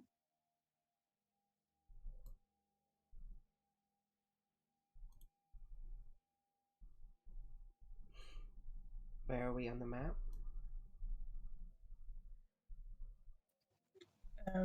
You are at the bottom. Okay. Right, down.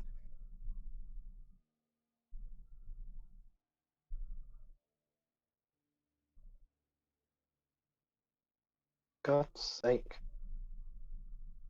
What? Hold on 1 second.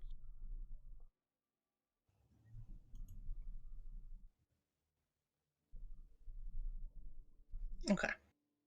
So, as you follow this trail of decay, you come across a noticeably quieter part of the wood.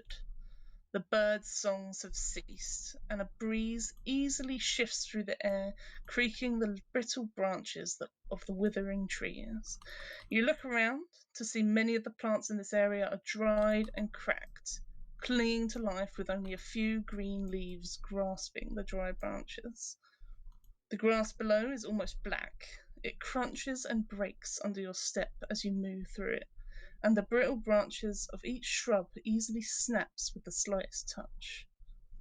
Those of you in tune to magic can feel a nauseating air permeating through the whole area.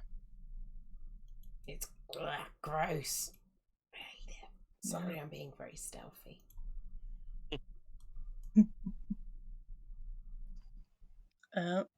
Nothing is amiss. Nothing's coming out to get you. It's all quiet so far.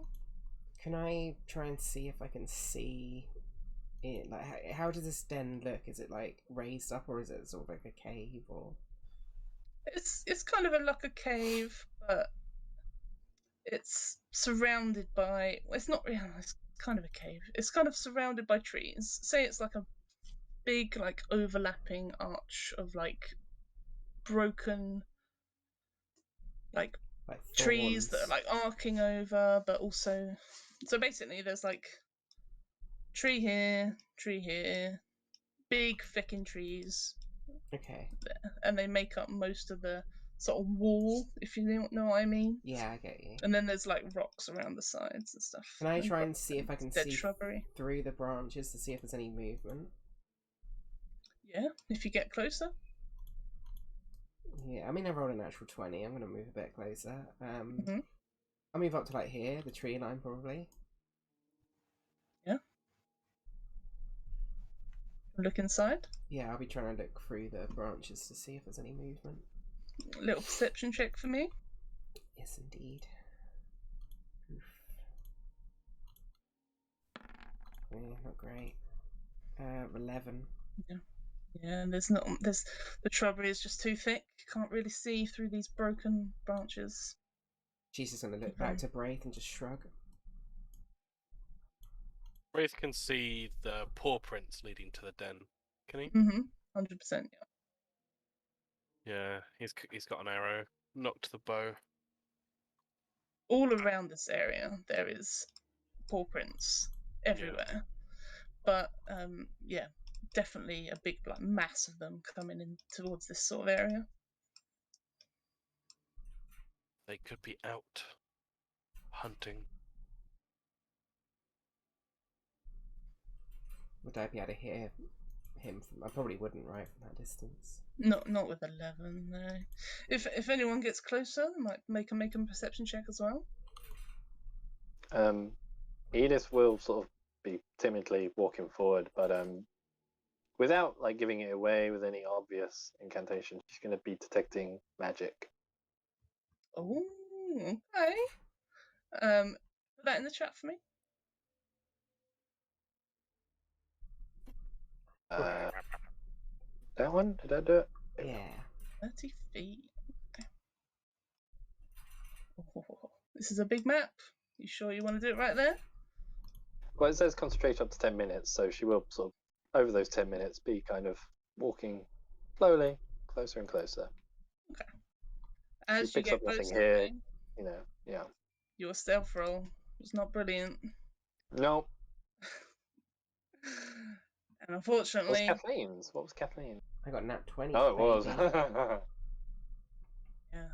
And unfortunately, that means we're going to start some initiative. Oh, yeah. Baby.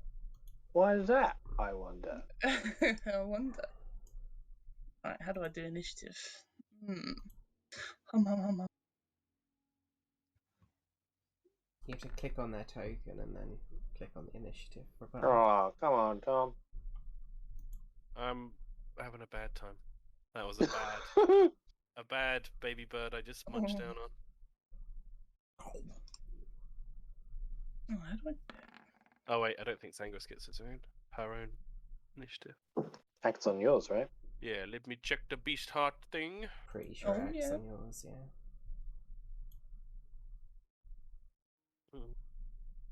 How do I...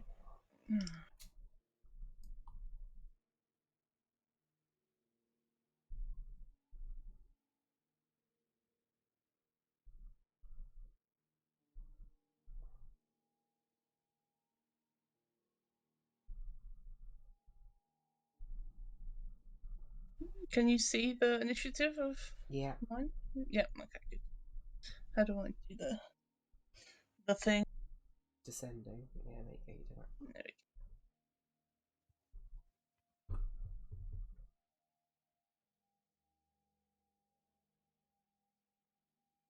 I would have said Kathleen would be holding a shot, but probably not. go. No? You can if you want. No, she's not the best at this. Okay. Alright. Still learning.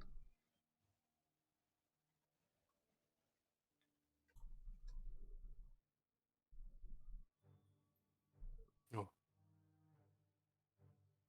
Spooky. How do I set it to repeat?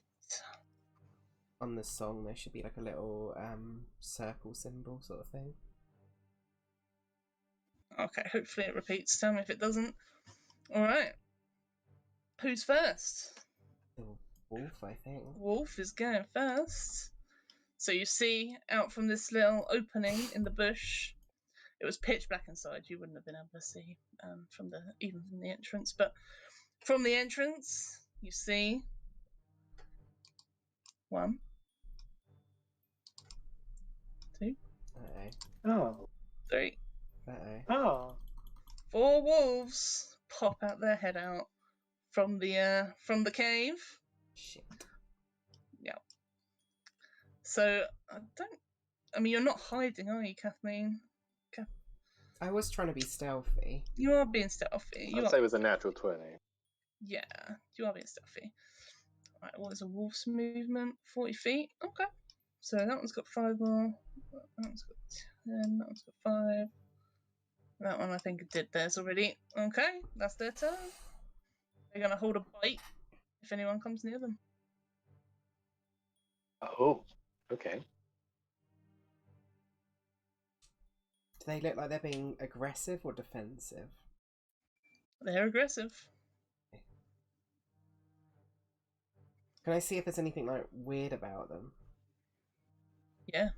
If you were to look, do a little nature check. You see if you notice. Oh yeah, proficient with is nature with a wrong? +2 because of my 8 intelligence. Oh great. Oh, I got a fine. 5. Yeah, they just look like wolves with a bit of a black pattern on them, you know?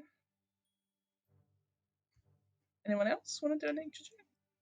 Yeah. Go on then.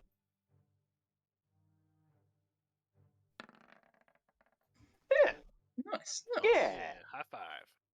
So you would notice these wolves don't look very good they look partially decayed in some areas. Some of their legs and flesh is falling off in some parts.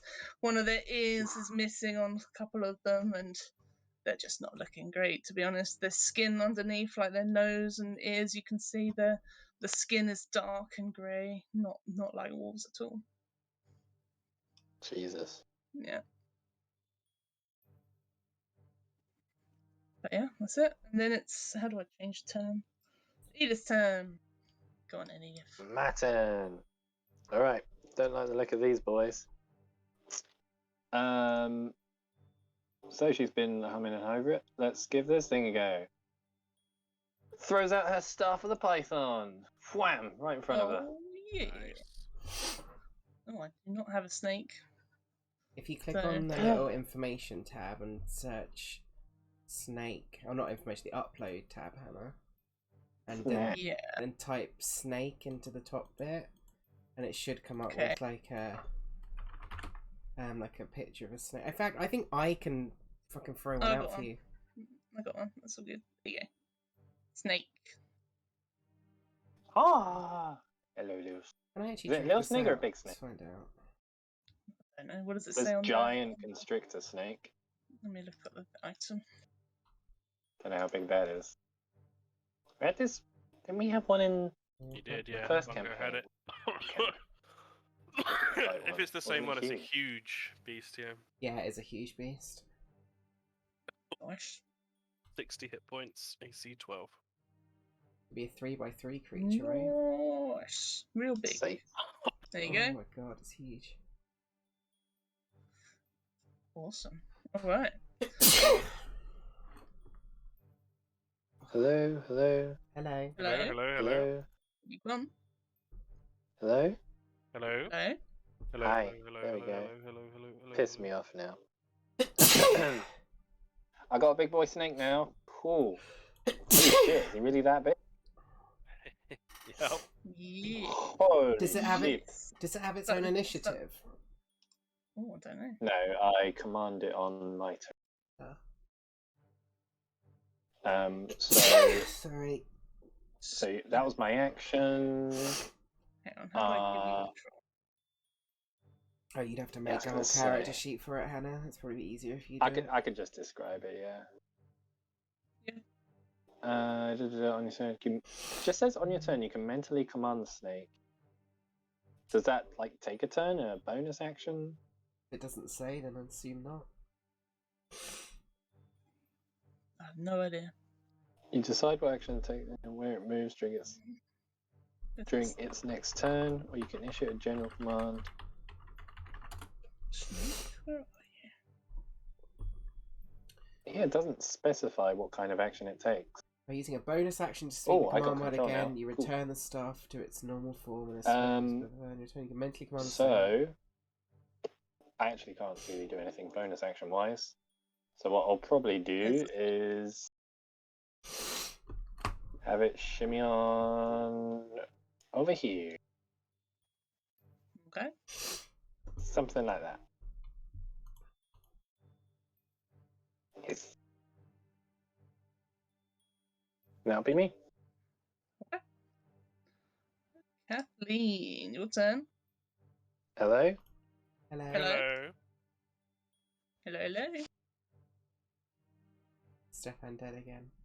Ground Sounds like control to Major Stoof. Should we join the server maybe? Once Stefan's back, I mean. Can do. Seemed to work for a bit. Stefanik 2 is in the channel. Yeah, I saw that. I wonder if it's something to do with that. Maybe. Online on both places, maybe.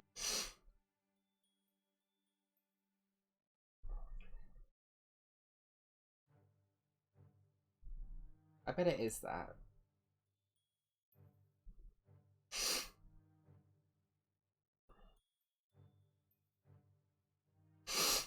Ugh.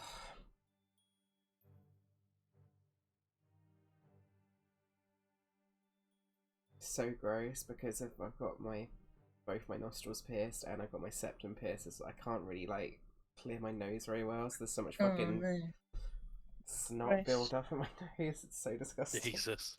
Yeah. Get like a little I- vacuum. I got back at a bad time. So What's Kathleen, it's your Stefanik turn. 2, Steph? Stefanik 2? says it's Yeah. online in our thing. Oh, does it? Channel thing, it has Stefanik 2. I quickly opened it on my PC. I had a second account for some reason. I can't remember why. Ooh. Okay.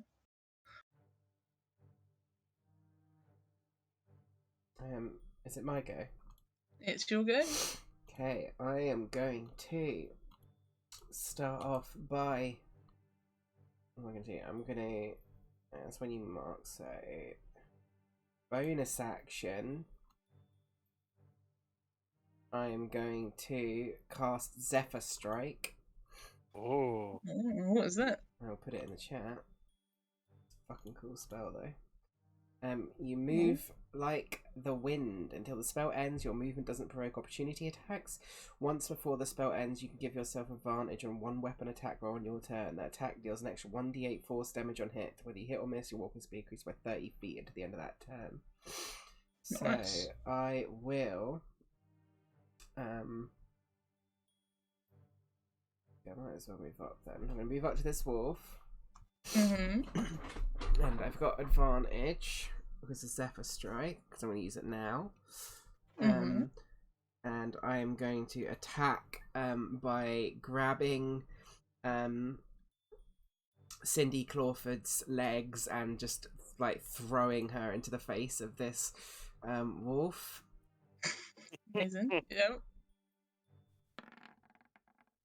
23 to hit. Very much hit. Yep. I will also make it my favoured foe. When I hit with a creature and attack roll, you can mark it as your favoured foe for 1 minute or until you lose. It's concentration. That's weird. Speaking of which, Edith, you are concentrating as well, so I'll put the little I won't do favoured foe then because that's concentration. thing on you. Is that concentration? You're concentrating on this. What was it? The magic The snake? binding one? No. Detect magic. Yeah.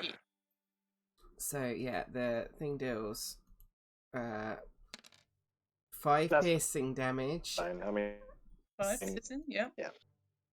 From the cat itself, and then I will also, because it's as I attack with Cindy Clawford, all the other cats like jump down off of me and start like running towards the wolf, and it just like and just like start charging in. Jesus. So once in each of my turns, because I'm a swarm keeper, I'm going to use the swarm to assist you. It's going to do an extra 1d6 piercing damage from the swarm of cats. 6 damage, and then also do the 1d8 force damage from Zephyr Strike. Number 3, so 9, 14 points of damage against that wolf. Is dead. Get it? Get it, my pretties! Hang on, didn't you say that wolf was holding a bite? Oh, That's very yeah, true. It was. Good point. Oh, yeah, I'm gonna try and bite you first. Yeah, that's totally fair. Yeah, he's dead.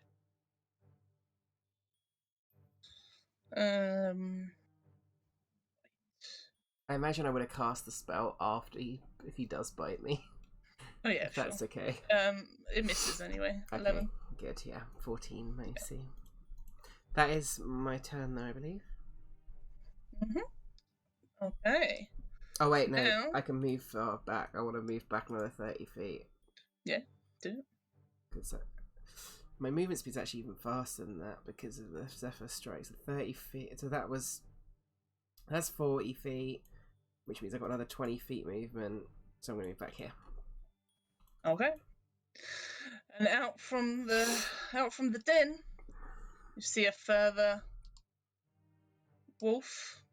Big old dire wolf this time. Shit. Oh, hello. And another one. Ooh. They're both holding bites for now. Well, I think that's as far as they move. Let me just have a check. 40 feet. Oh no. Oh, they got 50 feet. What? Bullshit. It's about right there anyway, so there you go. It's their turn, holding bites.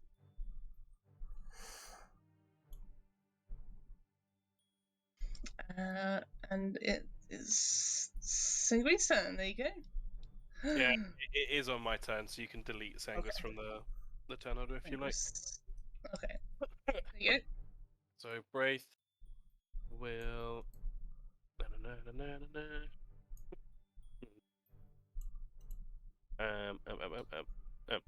right.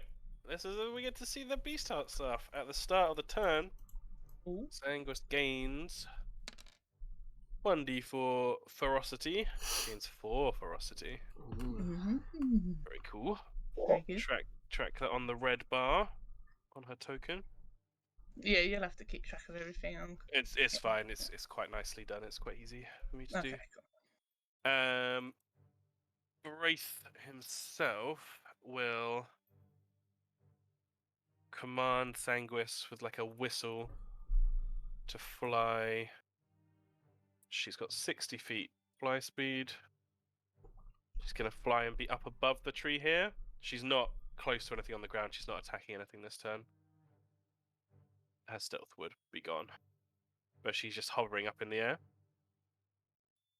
And he's gonna take a shot at the closest small wolf with his longbow. Mm-hmm.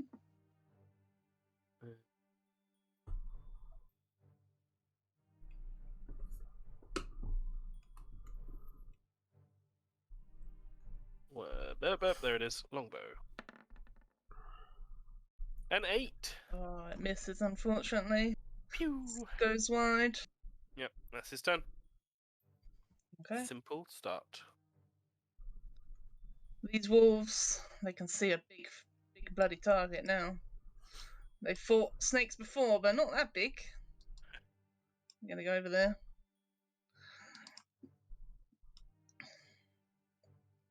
Eh. They're all gonna bite the snake, I think. How much health does my snake have? Do we know? 60. 60. Do we know how much health the giant snake has? 60. Thank you. So they've all got pack tactics, so they've all got advantage.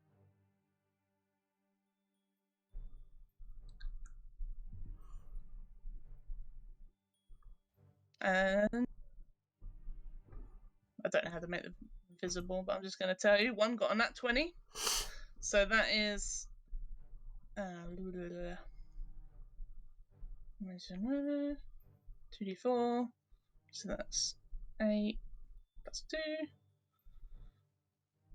2. We don't maximise the crit roll, do we? Up to you, Up to you. DM. Yeah. Nope, not going to, because that's extra maths. 8, 9, 10, 15 damage to the snake from the first one. Oof. 15, Okay. 9, because that hits as well, I think. Yes, it does. 15, 9, and 9. 15 plus 2 18 lots of 9. is So 33. 33 damage on the snake.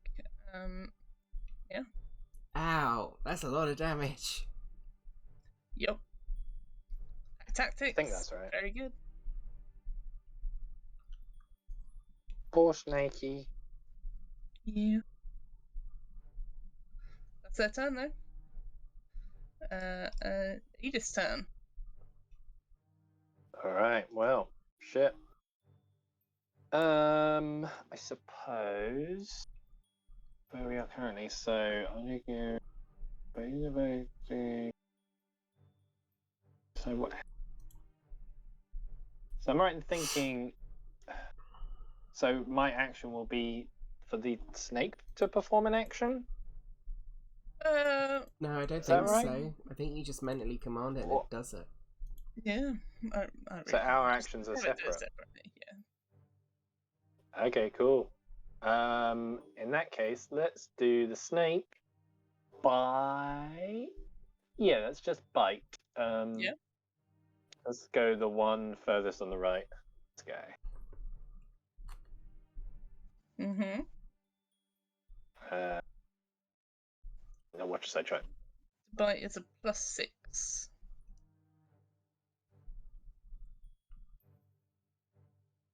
Just trying to find it. Hang on.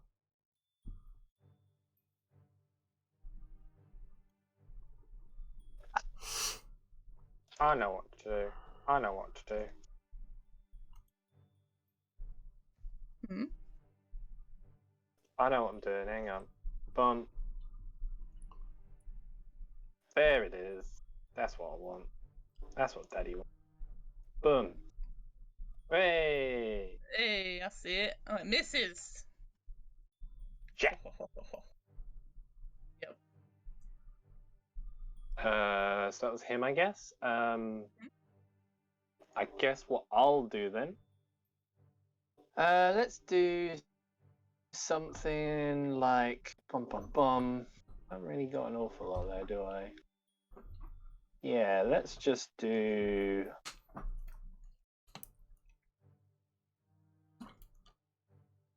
Let's do an Eldritch Blast on the same one.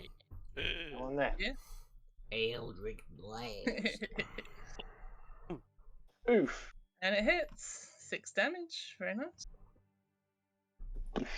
I can't remember if I did a thing.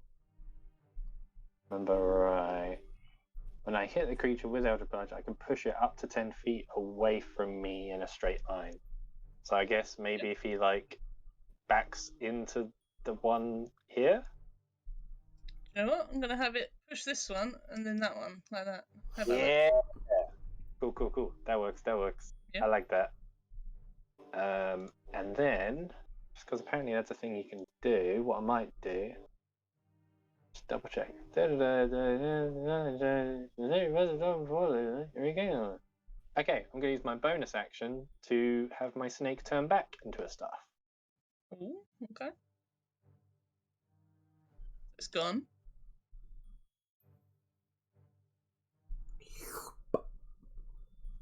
Gonzo. But I will make a little mark, because I'll obviously have to go pick it up or whatever. That's a staff. It's obviously a staff. Looks just like one. It's my hula hoop Yeah. stuff. Stuff, yeah. It's from a bird's eye view, and the staff is embedded in the ground. Ah, cool. What I'll probably do is, what's my move? I'm not a rogue. Shit, 30. Ugh. 5. It's funny watching mere Stefan play mortal. and not a 10. rogue. I know. Oh, bonus action Only- dash. No, you fucking won't. Exactly. Alright, that is my full turn. Okay. Kathleen, it's your turn. Kathleen is going to. What's the range on my cat? 2060. I'll move up a little bit. 10 feet to there. Am I in range now? Nope. 5 more feet. 15 feet. So I think I'm in range of this one now. I am indeed. I am going to throw. I'm going to throw Grisabella Mm. at that wolf. Yeah. With my first one. Boom. 17 17. That hits, yeah. for 6 piercing damage. Nice. That wolf is dead. Oh shit. Nice. I'll move up another 5 feet then. It's 20 feet. I'm in range of this one. I'll use bonus action for a second. I'll throw this time. I'll throw Cindy Clawford. Do they scurry back to you afterwards, or they disappear? They do, because I'm a human variant. Hannah let me have a feat that made them scurry back to me by the start of my next turn. That's great. 8, which I see misses. That misses, yeah. And then I feel like you're taking the definition of human variant to the next level. do definitely. And I will use it this way. Yeah. Wait, horizontally. How much did I move? Anyone remember? Was it 15? Yeah, I think so. I think so, yeah. I'm gonna go boom, boom, 15, and then I'm gonna get the swarm of cats to all go down and start sort of pushing me in a direction. I can use the swarm to move me 5 feet and horizontally in a choice of your direction. Nice. And it also gives me half cover until the start of my next turn. I'm gonna Nice. move it here, and that means my AC goes up to 16. Start of my next turn. Yeah, that's my turn. Cool. Direwolf's turn. So this direwolf is Sangris in the tree, Right up, flying in the sky. flying in the sky, Yeah. very high. Yeah. This wolf is gonna bark at the tree. Nice. Trying to get to Sangris.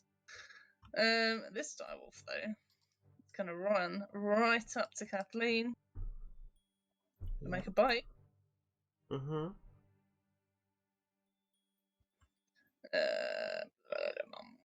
No pack tactics. There's no wolves next door. 21 hits though. Yeah. Gets right through my 10. keys. Oh my god, it got quite a good roll. 10 damage, Yep. Ouch. and you have to make a strength save. I'm actually kind of good at these. Yeah, 24. Oh, yeah. Pass with flying colours. Also have That's to it do for a now. con save. See if I keep Zephyr Strike up. I do. Breath. Your turn. Roll for Sanguis, Frosty. 3 more. 2, 7. Alright, let's use some shoot. Let's go with bring them down. Yeah, so I will use my bonus action to command Sanguis. Again, you hear this like high-pitched whistle, and Braith points at the big wolf over here, and Sanguis screeches down towards it and makes a signature attack.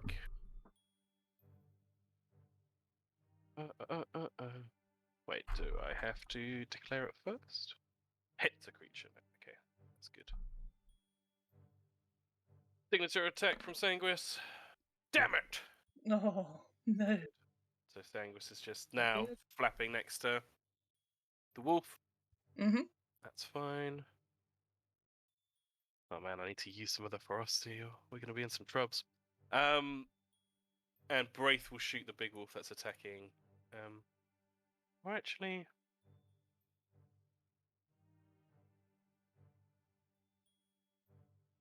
Yeah, let's do that.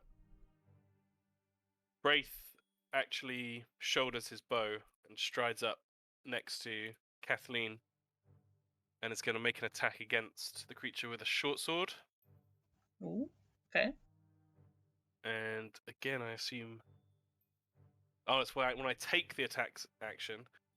So I will activate my Hurricane Blow attack, Mm-hmm. which uses up 3 ferocity from Sanguis, taking her down to 4.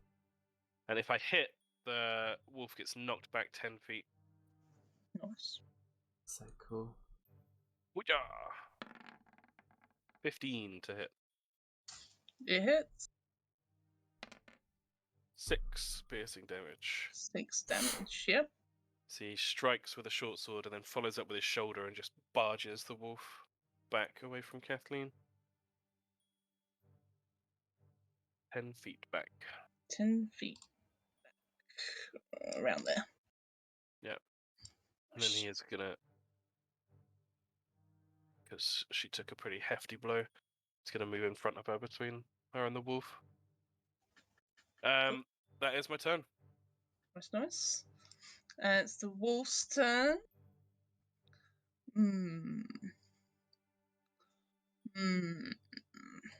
We can see. This one.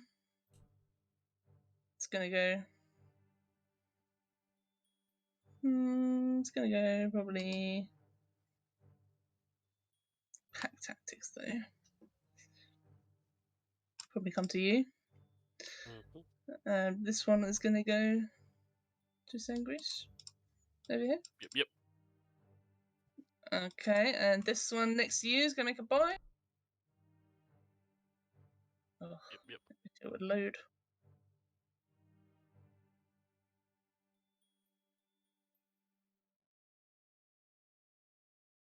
And it hits. Oh, chunky damage once again. They're rolling really good, these wolves. 9 damage. Strength save, right? Strength save.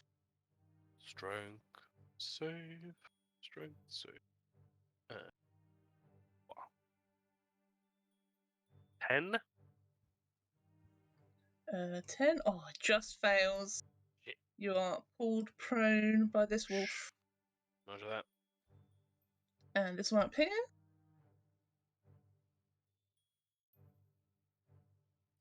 Misses. Even with advantage. Nice. Okay. Edith, your turn. Okay, alright. Here's what I'm gonna do. Bum. I'm gonna head on over to here. Actually, no, let's go a little bit further. Like a little trio. No, actually, stay there. Yep. So I'm gonna stay there. And then she's gonna kind of hold her hand over to where her staff is. And then from underneath the staff, you see this kind of sharp clawed, ethereal, root-like claw kind of rise out the ground and lift up the staff Mm. and bring it over to me, basically. Fair And enough. so I take this staff and the mage hand disappears. Oh, that's awesome. Very cool. I think that was an yes. I don't really have much in the way of bonus action. Yeah, I literally have nothing. So yeah, that's me. Mhm.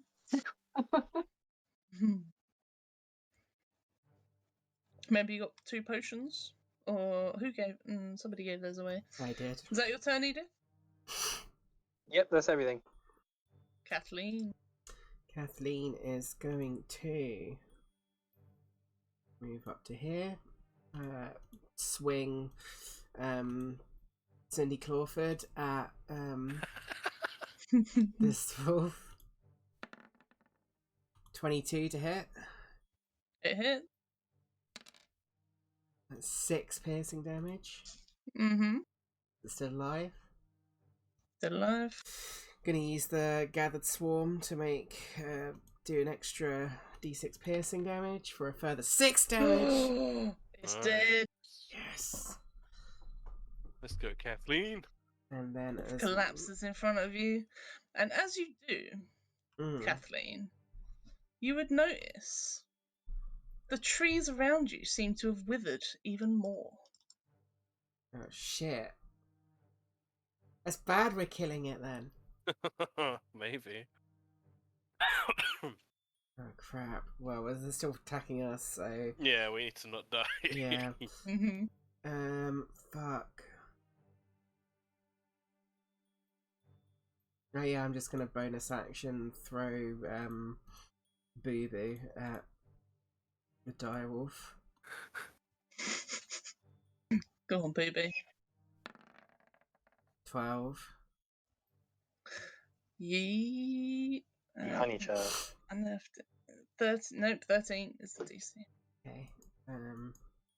So I moved up 5. He's at 10, 15, 20, 25, 30. I'm gonna stay there.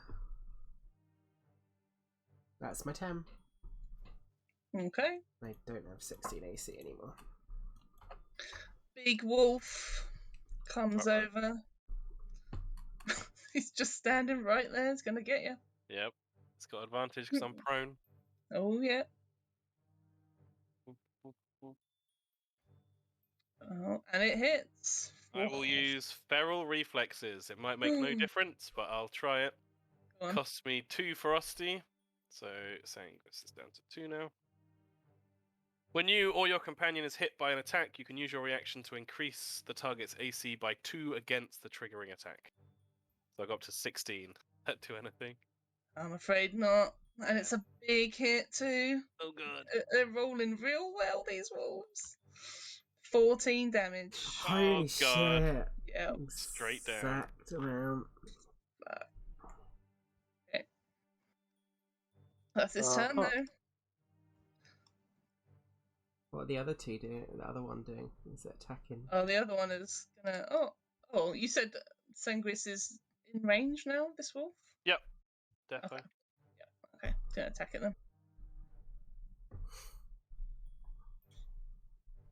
And it hits with poopy damage though. 3 damage. Jesus. Yeah. How did that one roll 14 and then roll 3? I know, right? The worst one. Oh, yeah, that's its turn though. I think it's Breath's turn. Death saving throw. Save, yeah. Ooh, ooh, ooh, ooh, ooh, ooh. 7. Oh, Failure. fail. And it's. Oh, hang on, sorry. Sanguis still gets to go. Yeah. So it's 1d4 and it's next to 2 creatures, so it's +2 to this. Ooh, So it gains nice. 6 ferocity. Nice. To 8. Let me quickly read what it does when its companion is down.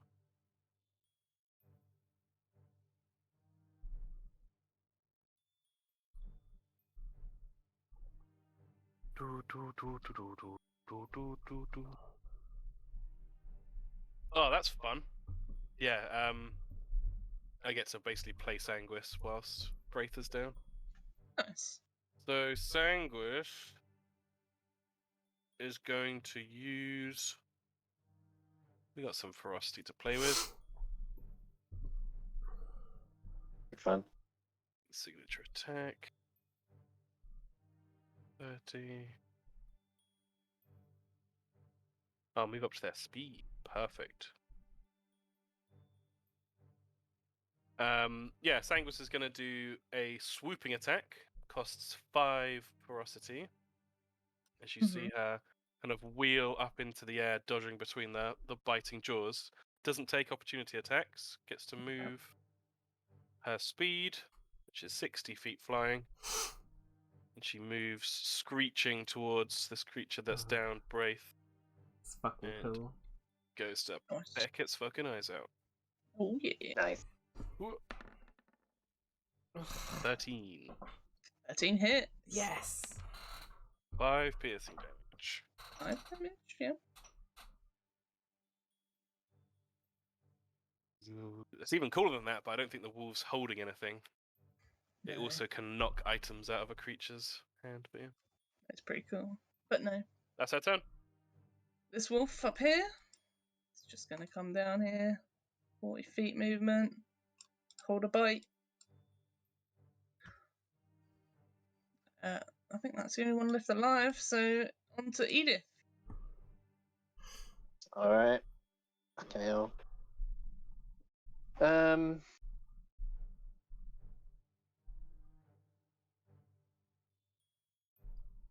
How did that, what was it we were given?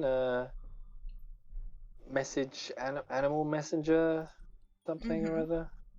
What was that? Was that a scroll, wasn't it? It's the scroll, yeah. Was it would take an action to use it? Yeah, you would also know that it needs like an actual animal to go and actually take the message to Eden and then bring it back.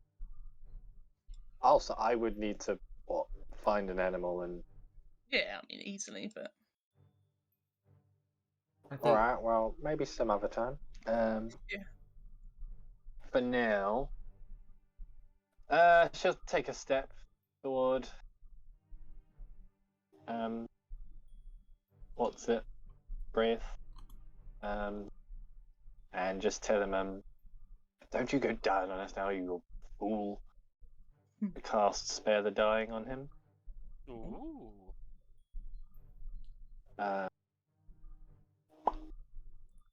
Stabilized.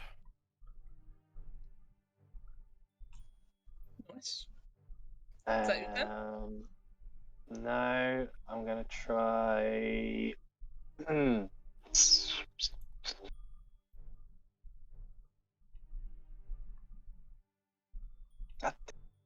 Nothing in your bonus action. Use items, can't hide, can't dodge, can't. Oh, take. Check Not your like the rogue rogue. privilege. All right, what she'll probably try and do then is it's gonna start heading off 5, 25. Here. Just start waving her arms. Not waving her arms, like beckoning them, curling her finger, like this way, you big mutt.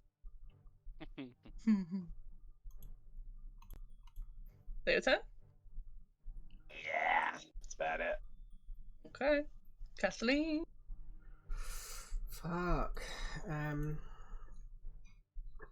gonna attack this little wolf with Cindy Clawford.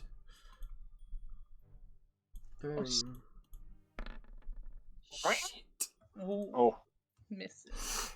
Yeah, bonus action attack with Grisabella.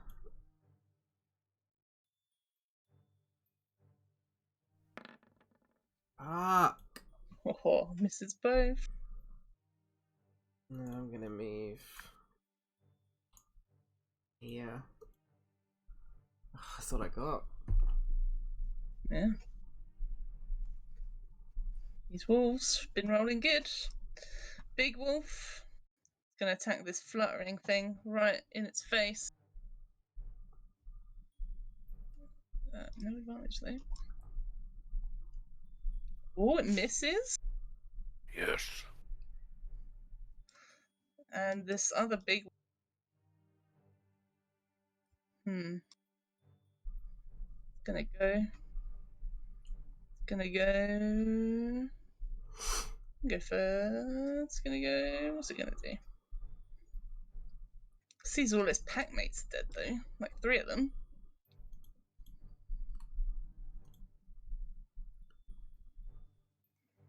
Sees this one. Not doing amazing. This one is actually gonna step back. And its action is gonna be to howl. Oh, jeez. Oh, good.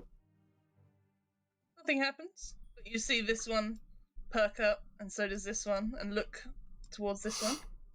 You think this one is slightly bigger than the other big wolf, so you would maybe assume maybe the alpha wolf. It's the alfalfa. Alfalfa. But yeah, that's it for now. Braith is not taking death saves, so nothing for Braith.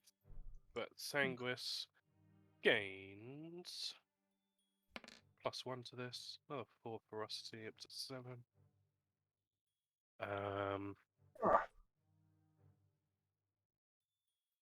We'll use.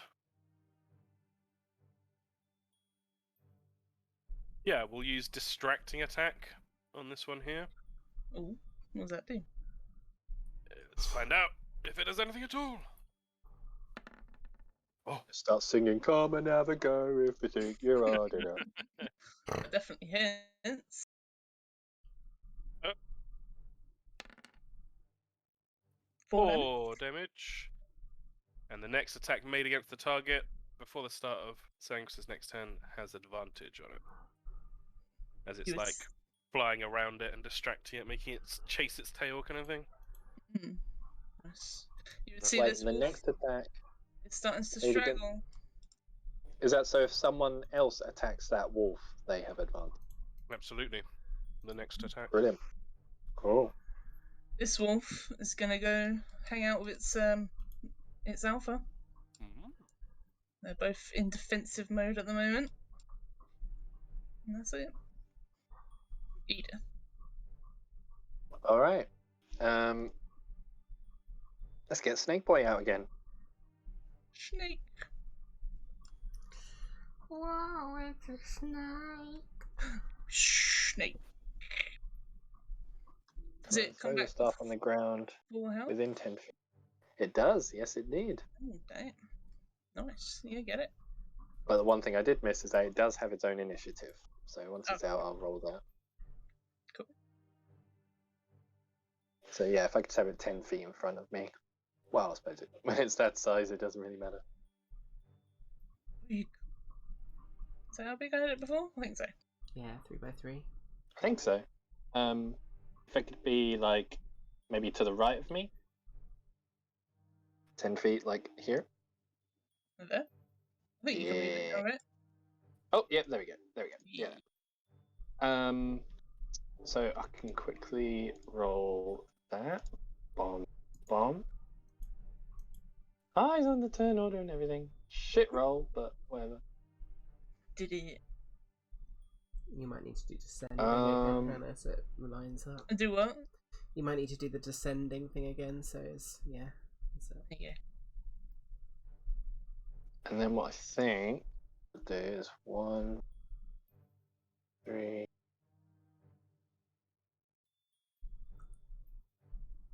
Yeah. Try and cut him off. Stand about here. Cool. Okay.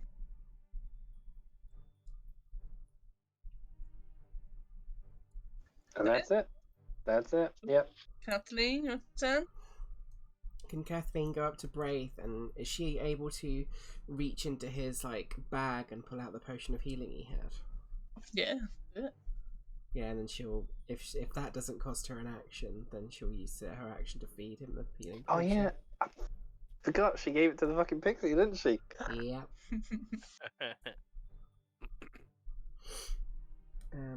Is that all right, Hannah? Can she do that? Yeah, do it.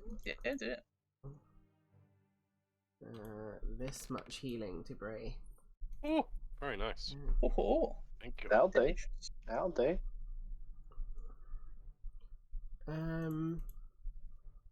Yeah, she won't do anything right now for a bonus action. So that's her turn. Okay. This big wolf looks like it wants to run back to its pack mates, but it is surrounded.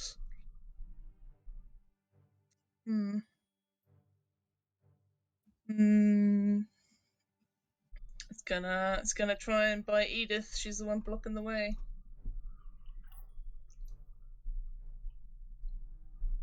Oh, didn't mean to do with advantage. Still hits though.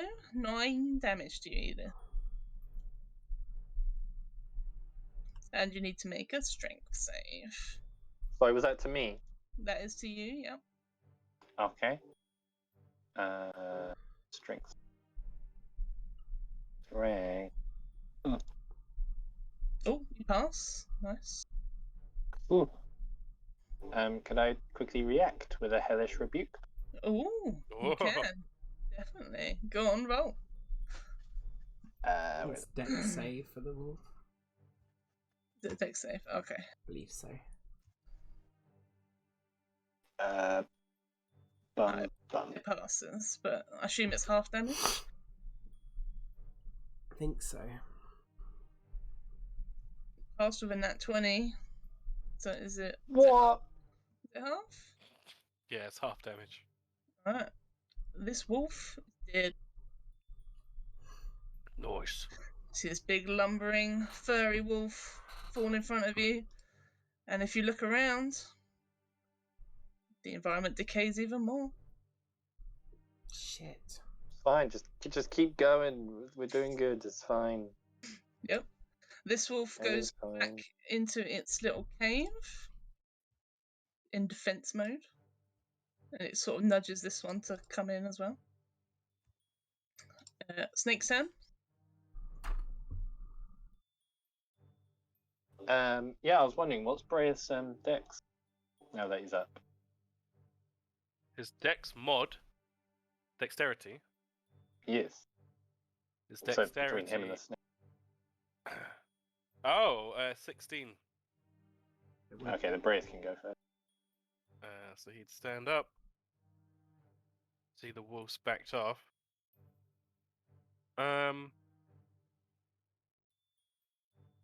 Yeah, he'd So he has. Is it?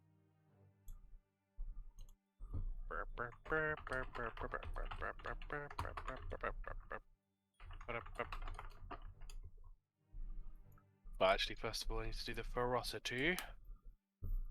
1d4. Just one. It's a 6.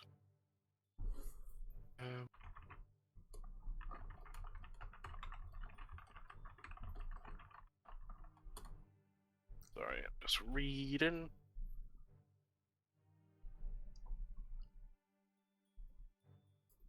Learning the thing.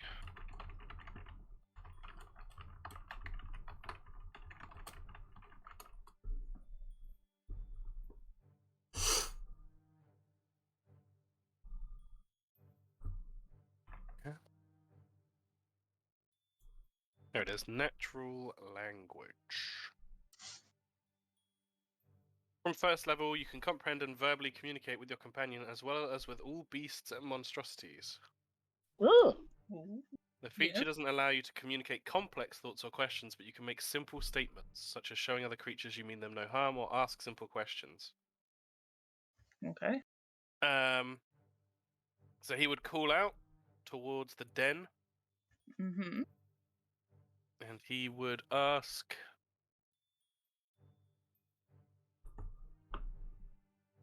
Maybe we should have done this first, because I got to speak with animals as well. He would ask... Fuck,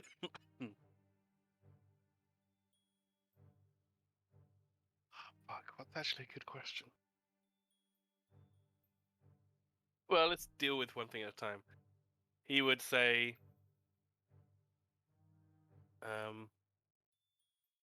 this bloodshed can stop. Will you submit? What he asks. Okay. And then he'll hold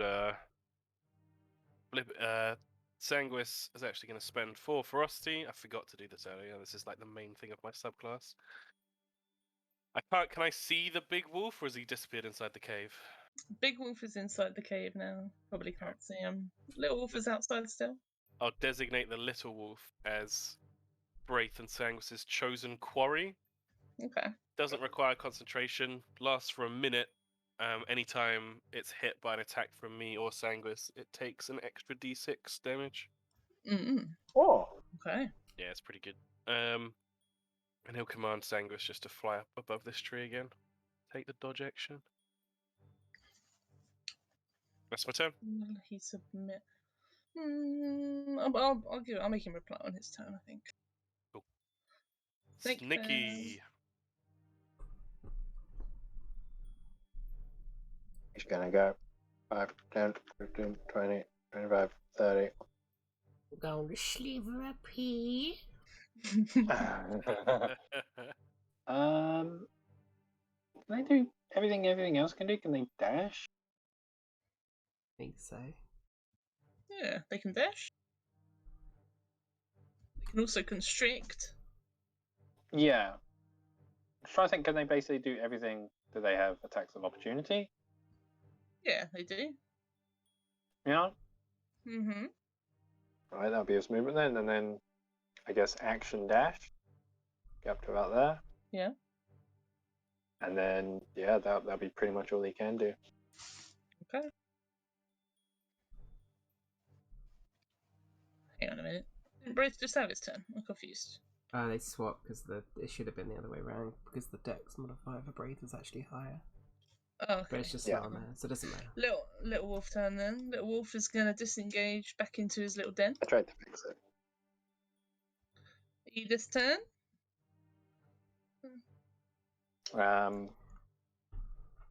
wait, you said it just ran off. Can the snake do a? Disengaged, but yeah. Otherwise, normally you would be able to. Yeah. All right, where am I? So can we not see in here because it's dark, or is it like Really dark in there. Yeah. so you could probably dark? see a little bit of light, but you can't see them. Like even with dark vision? Yeah. That's really dark. It's pretty damn dark in there. There's no light at all. Dark vision doesn't give you like ultimate amazing vision, but it does give you So pretty good in vision. the dark. It's called dark vision, so that means I can see in the dark. Oh no, wait, yeah, you can see in dim light. There we go. Oh no, and in darkness as if it were dim. Whatever.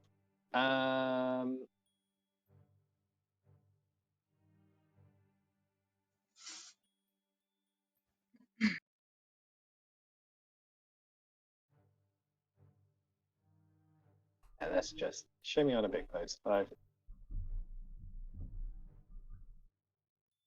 Yeah, that'll do, mate. Okay. Kathleen's turn. Kathleen is going to move up forward to here. I guess I'll hold a spell. Actually. Mm-hmm. She's going to cast with her primal awareness thing, speak with animals. Okay. Does that actually consume a spell slot? I think it does, right?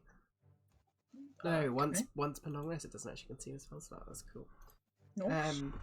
And she's going to shout out as loud as she can and just say, bow before your feline masters, foolish canines. Love it. We have bested thee. Okay. And she's trying to intimidate them. Yeah, roll an intimidation. I'm really good at intimidation. 11. Yep. Let me roll for the. Okay. You see the wolf peek outside. You can see him now. And you both understand him, right? So he's going to speak. Yep. Yeah. So he rolled a nat 20 on your intimidation. So he is not intimidated by you, Kathleen, at all. Yep. He just sees a little kitty before him. Yeah. Perfectly reasonable reaction. However. You killed my pack. Oh, I've death. Too much. Fuck. Again? I feel really bad now. Yep, literally turned up to their house and fucking. Yeah, fucking, yeah, we should have spoken to them. Fuck's sake. They were rotting and shit. They They're were falling corrupted. apart. Time to die. Ugh. But you see, he's in defense, but he's just standing there. We'll come out of combat for now, so just walk freely and do whatever you want, unless you're going to attack. Well, Edith Nash can't hear any of this, so True, that's true.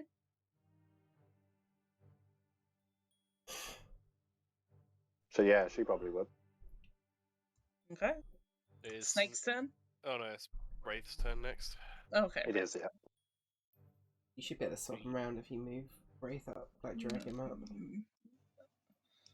I'll try. It's a bit fiddly though. There you There go, you did you it. go. Oh no, that made it worse. Hold on.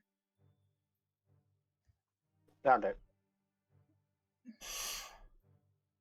There you go. Wraith will say in common to his companions, the wolf seems willing to stop the bloodshed here, but they are corrupted. I do not know the right course of action.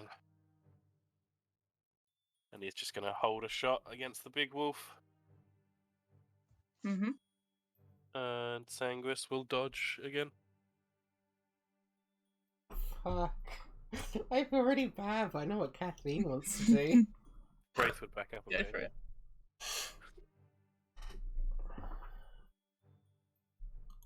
That's the end of my turn. Oh, sorry. Yeah. Snake turn.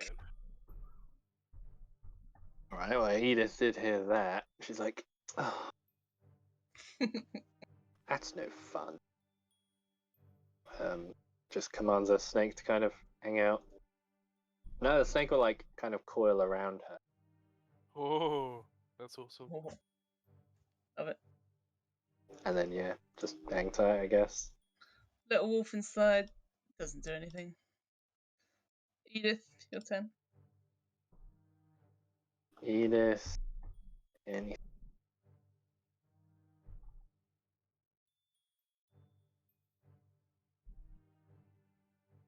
How far am I?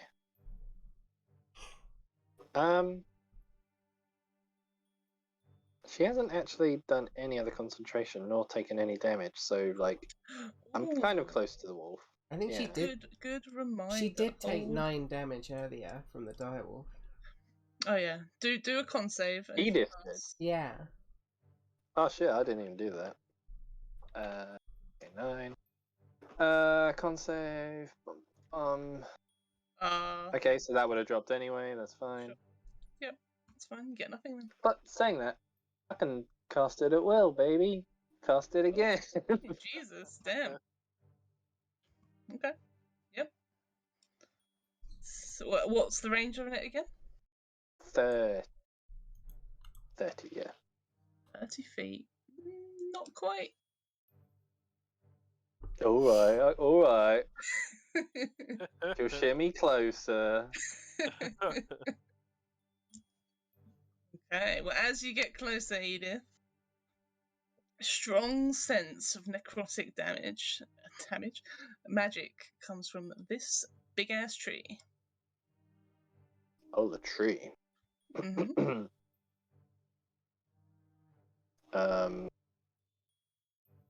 I quickly do like a nature check or investigation or something to What are you see if it looks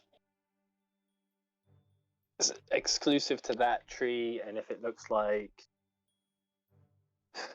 the tree has been affected by it, or if the tree looks more to be the source of it. It's not a huge amount you can see from outside. The trees are more on the inside of the den. There's a few rocks outside sort of blocking your way, and you'd have to get up a bit closer to see much more of it anyway. Well, I don't speak wolf, so I'm not going to push my luck. I'll stay where I am. But she will share that information with the group. So you're saying the trees in the den are magical, are like corrupted? There is a magical necrotic aura coming from the tree. Yeah. Are we really not gonna kill them? Okay. Anyone else notice the trees are getting worse when we kill the wolves? Yep. Yeah, Kathleen's just gonna sort of just back off and then sit down on the floor and let all the cats run back to her. So, Wolf's turn.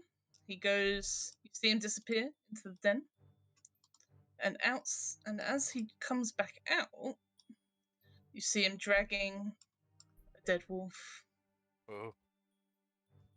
The wolf is decayed far more than these other wolves themselves, but they're not that far off, really. And you see, this one's probably only just recently died, although it's hard to tell. Friend, die. Did Black Death.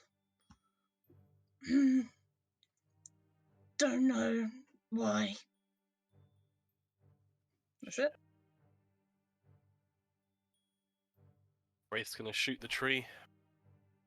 Oh, gonna shoot the tree. Yep. Nice. Just looses an arrow. Sees if there's any gaps in the bark and just looses an arrow at it. Nice. Yep. I'm not gonna make you roll because it's a tree. So you hit the tree. Yeah. And you don't see exactly what happens because it is inside the den. But you sense that the aura sort of dissipates a bit. Oh shit. Yeah, he'd be like, we need to destroy the tree. The tree itself must fall. And he'd send Sanguis after it too. Mm-hmm. And I need to burn some of this ferocity or Sanguis is going to go crazy. So I'm going to use Bird gonna do shit on it. He's going to peck it. This beak. You ever seen a woodpecker? Is he a woodpecker? Picking the tree in general? I think where Braith struck with the arrow. Okay. Yeah. Do a perception check for Sanguis. Does it rely on sight? It does. Ooh. Then I get advantage. I just clicked on keen sight, so I'm a clever boy. 22. Oh. Sanguis. As Sanguis pecks at this tree, directly where Braith hit his arrow, You see, nearby, very nearby in fact, probably why it affected it still, was a rune carved into the branches of this tree, and it glows. As Sanguis pecks this, I assume he's going to peck the rune, unless he doesn't want to peck the rune. No, yeah, he'd pick it. Yeah? Yeah, As Sanguis pecks this rune, you see... he Yep, drops dead. Falls out the sky. dies.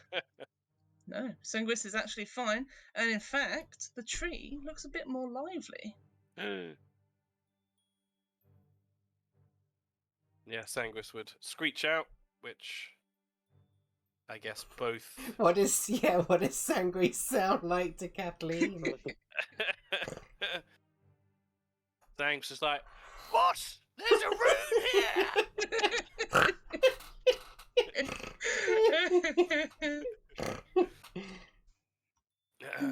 I'm sticking to that. Amazing. And that attack allowed movement because it's a swooping attack.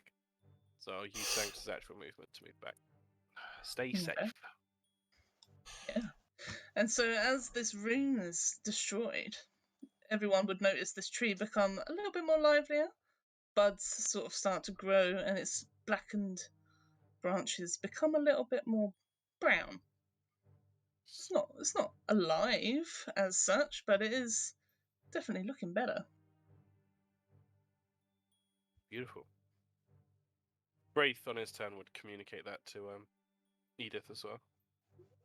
If no one's attacking anymore, we can just come out of combat. Yeah. Well, can do, yeah.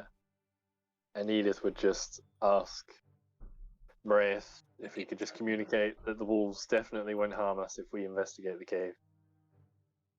Ooh, yeah, that's a really good point. They might draw a line there. Yeah, Braith would kind of step forward a little bit. He'd shoulder his bow and say to the wolf to keep it simple, to get rid of Black Death, need to look inside den. Den home. Den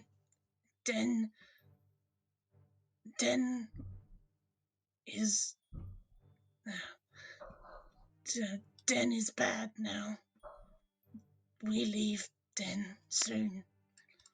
He sort of steps to the side as if to gesture you in. He calls for the other wolf to come out as well. You see that they're apprehensive.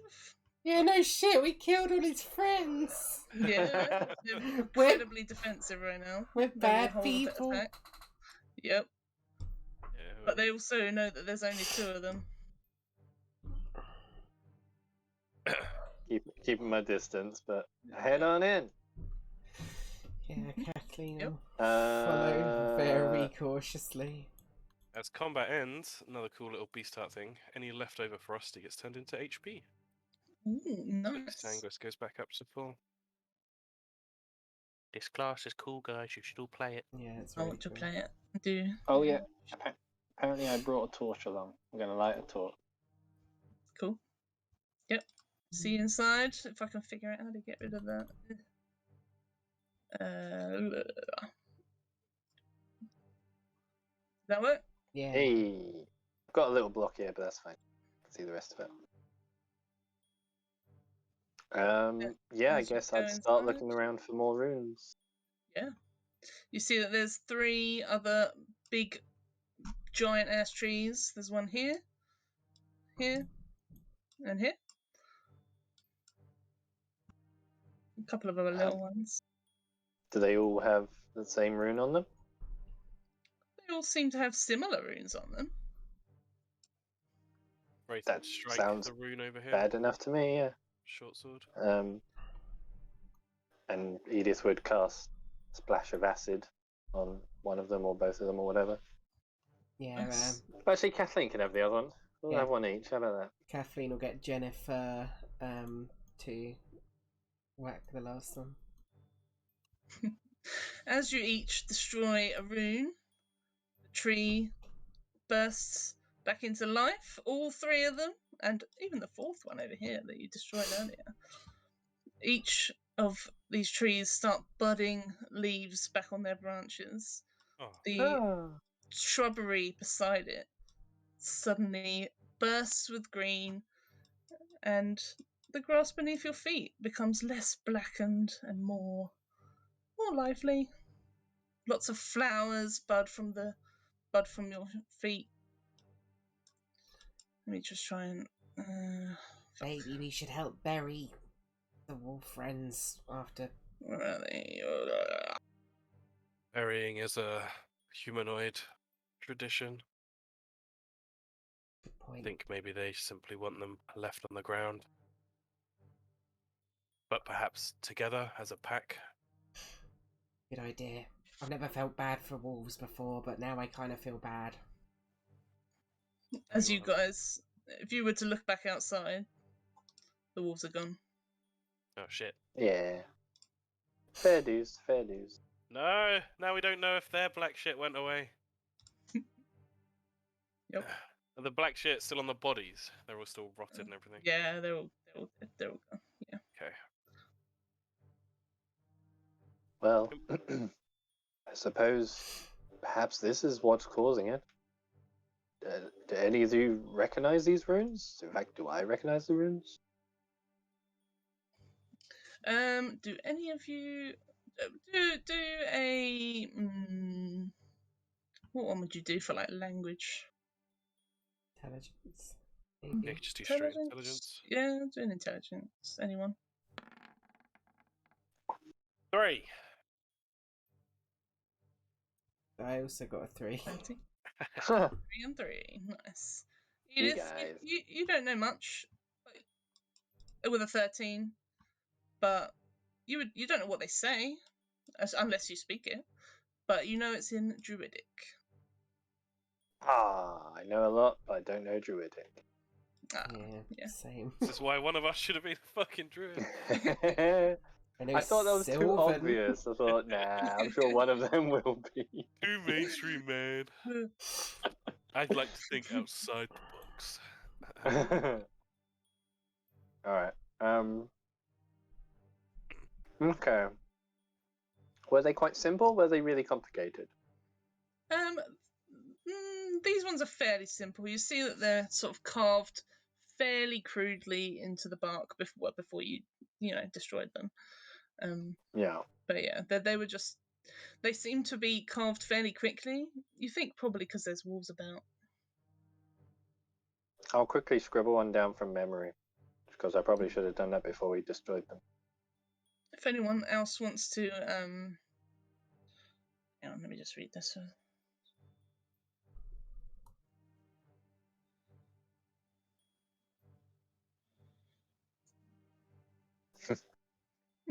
I scribble No. the rune. Then my You scribble the parchment rune? turns black. Yeah, Whoops. it might do. No, it's fine. Yeah, no, you've already noticed the thing I was going to say. Well, do you remember if our mission was to get rid of the blight or just simply find the cause? Both, I'd imagine. Yeah, deal with and report back. Can Braith have a look through the fur of this wolf, see if there's a sign of a rune on it anywhere, like carved into its skin? Yeah, Ooh. do an investigation check. Or a nature. Yeah, Kathleen will help him. Medicine.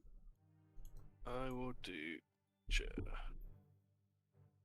Medicine. To Kathleen. Do you want me to make it medicine?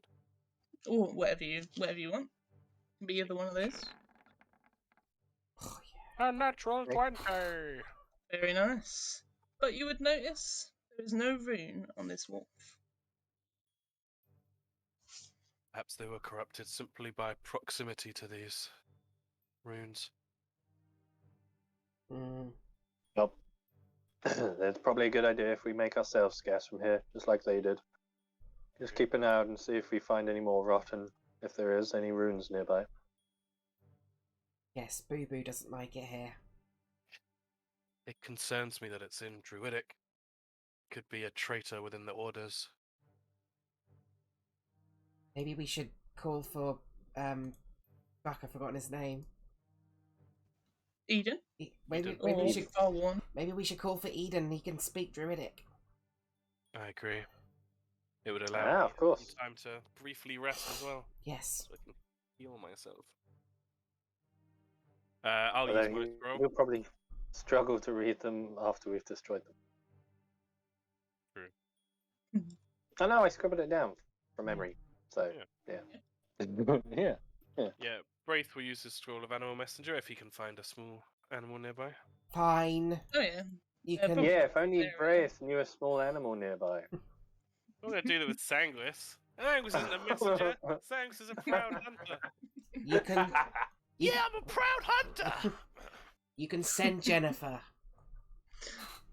Yeah. You could, just probably not in this dead area, but you could. Yeah, Jennifer climbs down from Kathleen's shoulder and just starts rolling around on her back like incessantly. And you can understand her, right? Yeah. So she'd be like, "Oh, belly rubs, yeah, give me a fucking belly rubs." Braith would like reach out his arm as long as his arm can and just give a little pat to Jennifer's belly. Oh yeah, And love say, them belly rubs. could you please tell Eden that we require his assistance here? Sure thing.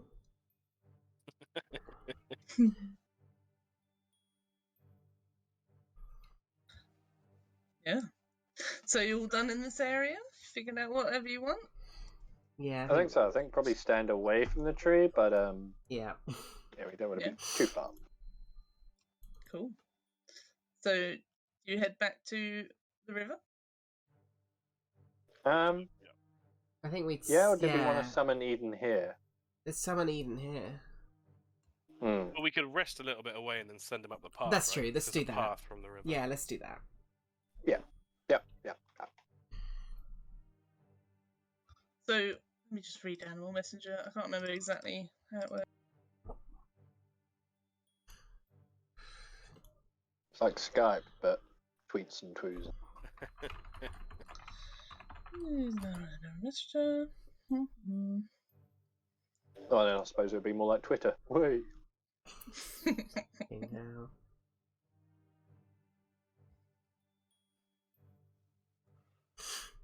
Covering about 50 miles per 24 hours for a flying messenger, 25 miles for other animals. It's about 25 miles, so it's gonna take a whole day.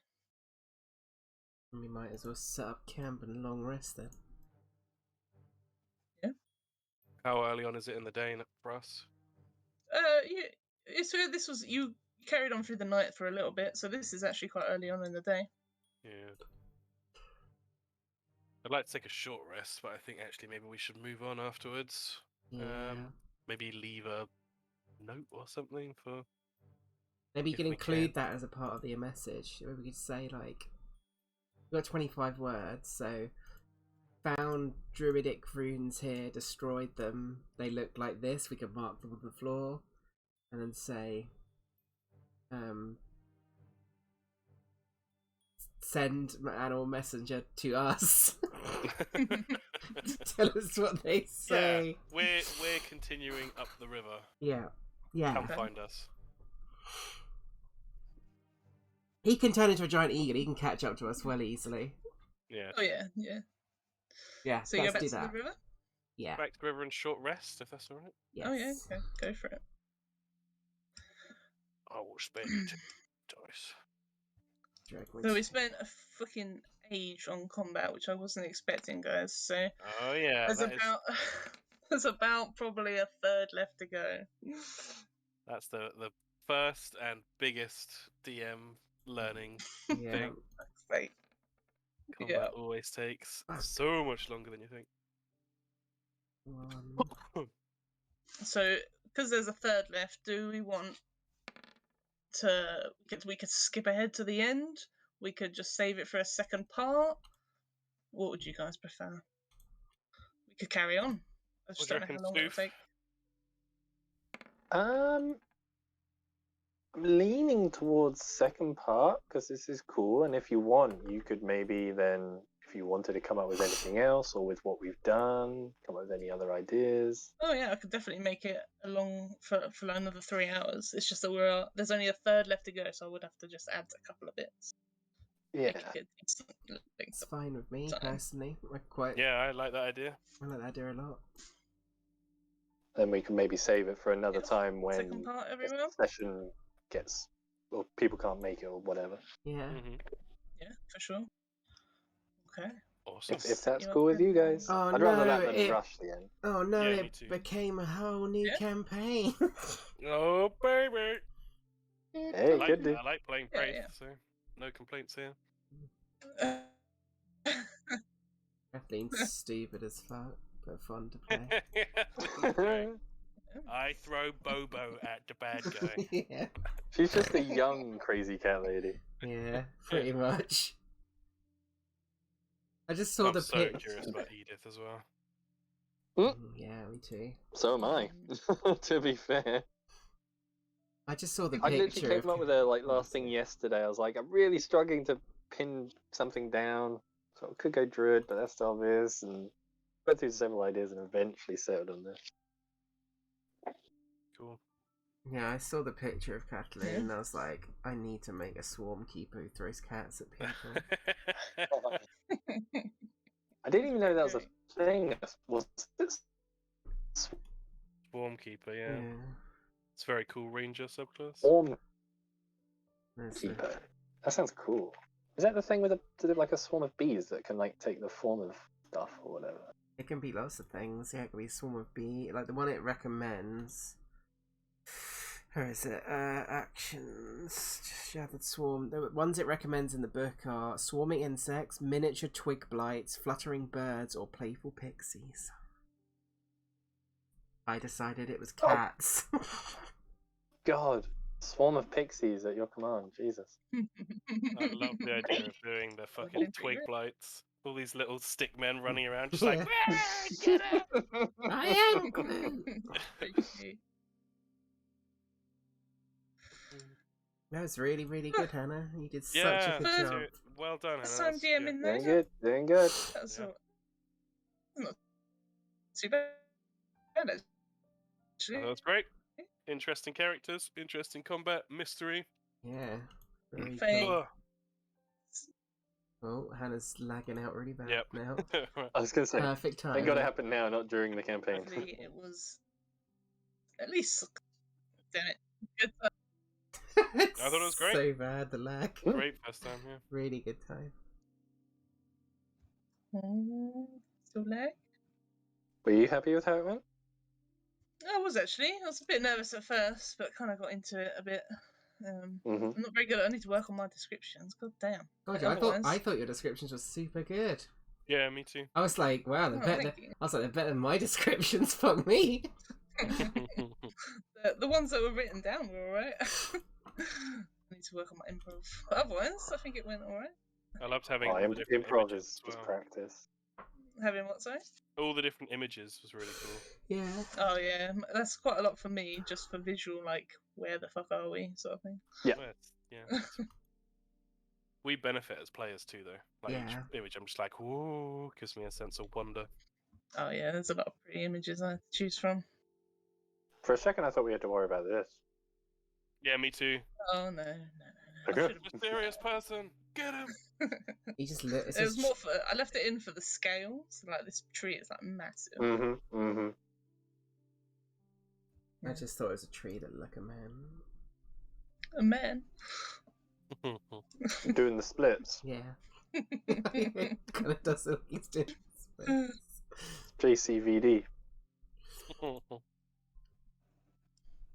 also thought the music was quite nice. All the little tracks of music. yeah. You picked very good Very music. pretty. Good old Kevin McLeod. Yeah. Yeah. A lot of Kevin McLeod over here. Ugh. Okay. But yeah, thank you everyone for joining my one shot. thank Hopefully you. we'll get some point to do the second part because I like the second part. It's Yeah, great. we definitely Yeah. I mean, do you feel like you'd be ready right now, or do you want to sort of try and come up with a little bit more, or whatever? To be honest, I was gonna probably chop out a bit if we were to carry on. So I could probably just leave that in, and it'll probably be long enough. I might add a little tiny bit, but Yeah, for sure. it's pretty alright. That's how Yeah, it no. starts. You No just add chopping. a little tiny bit, and then it becomes a campaign. 55 sessions.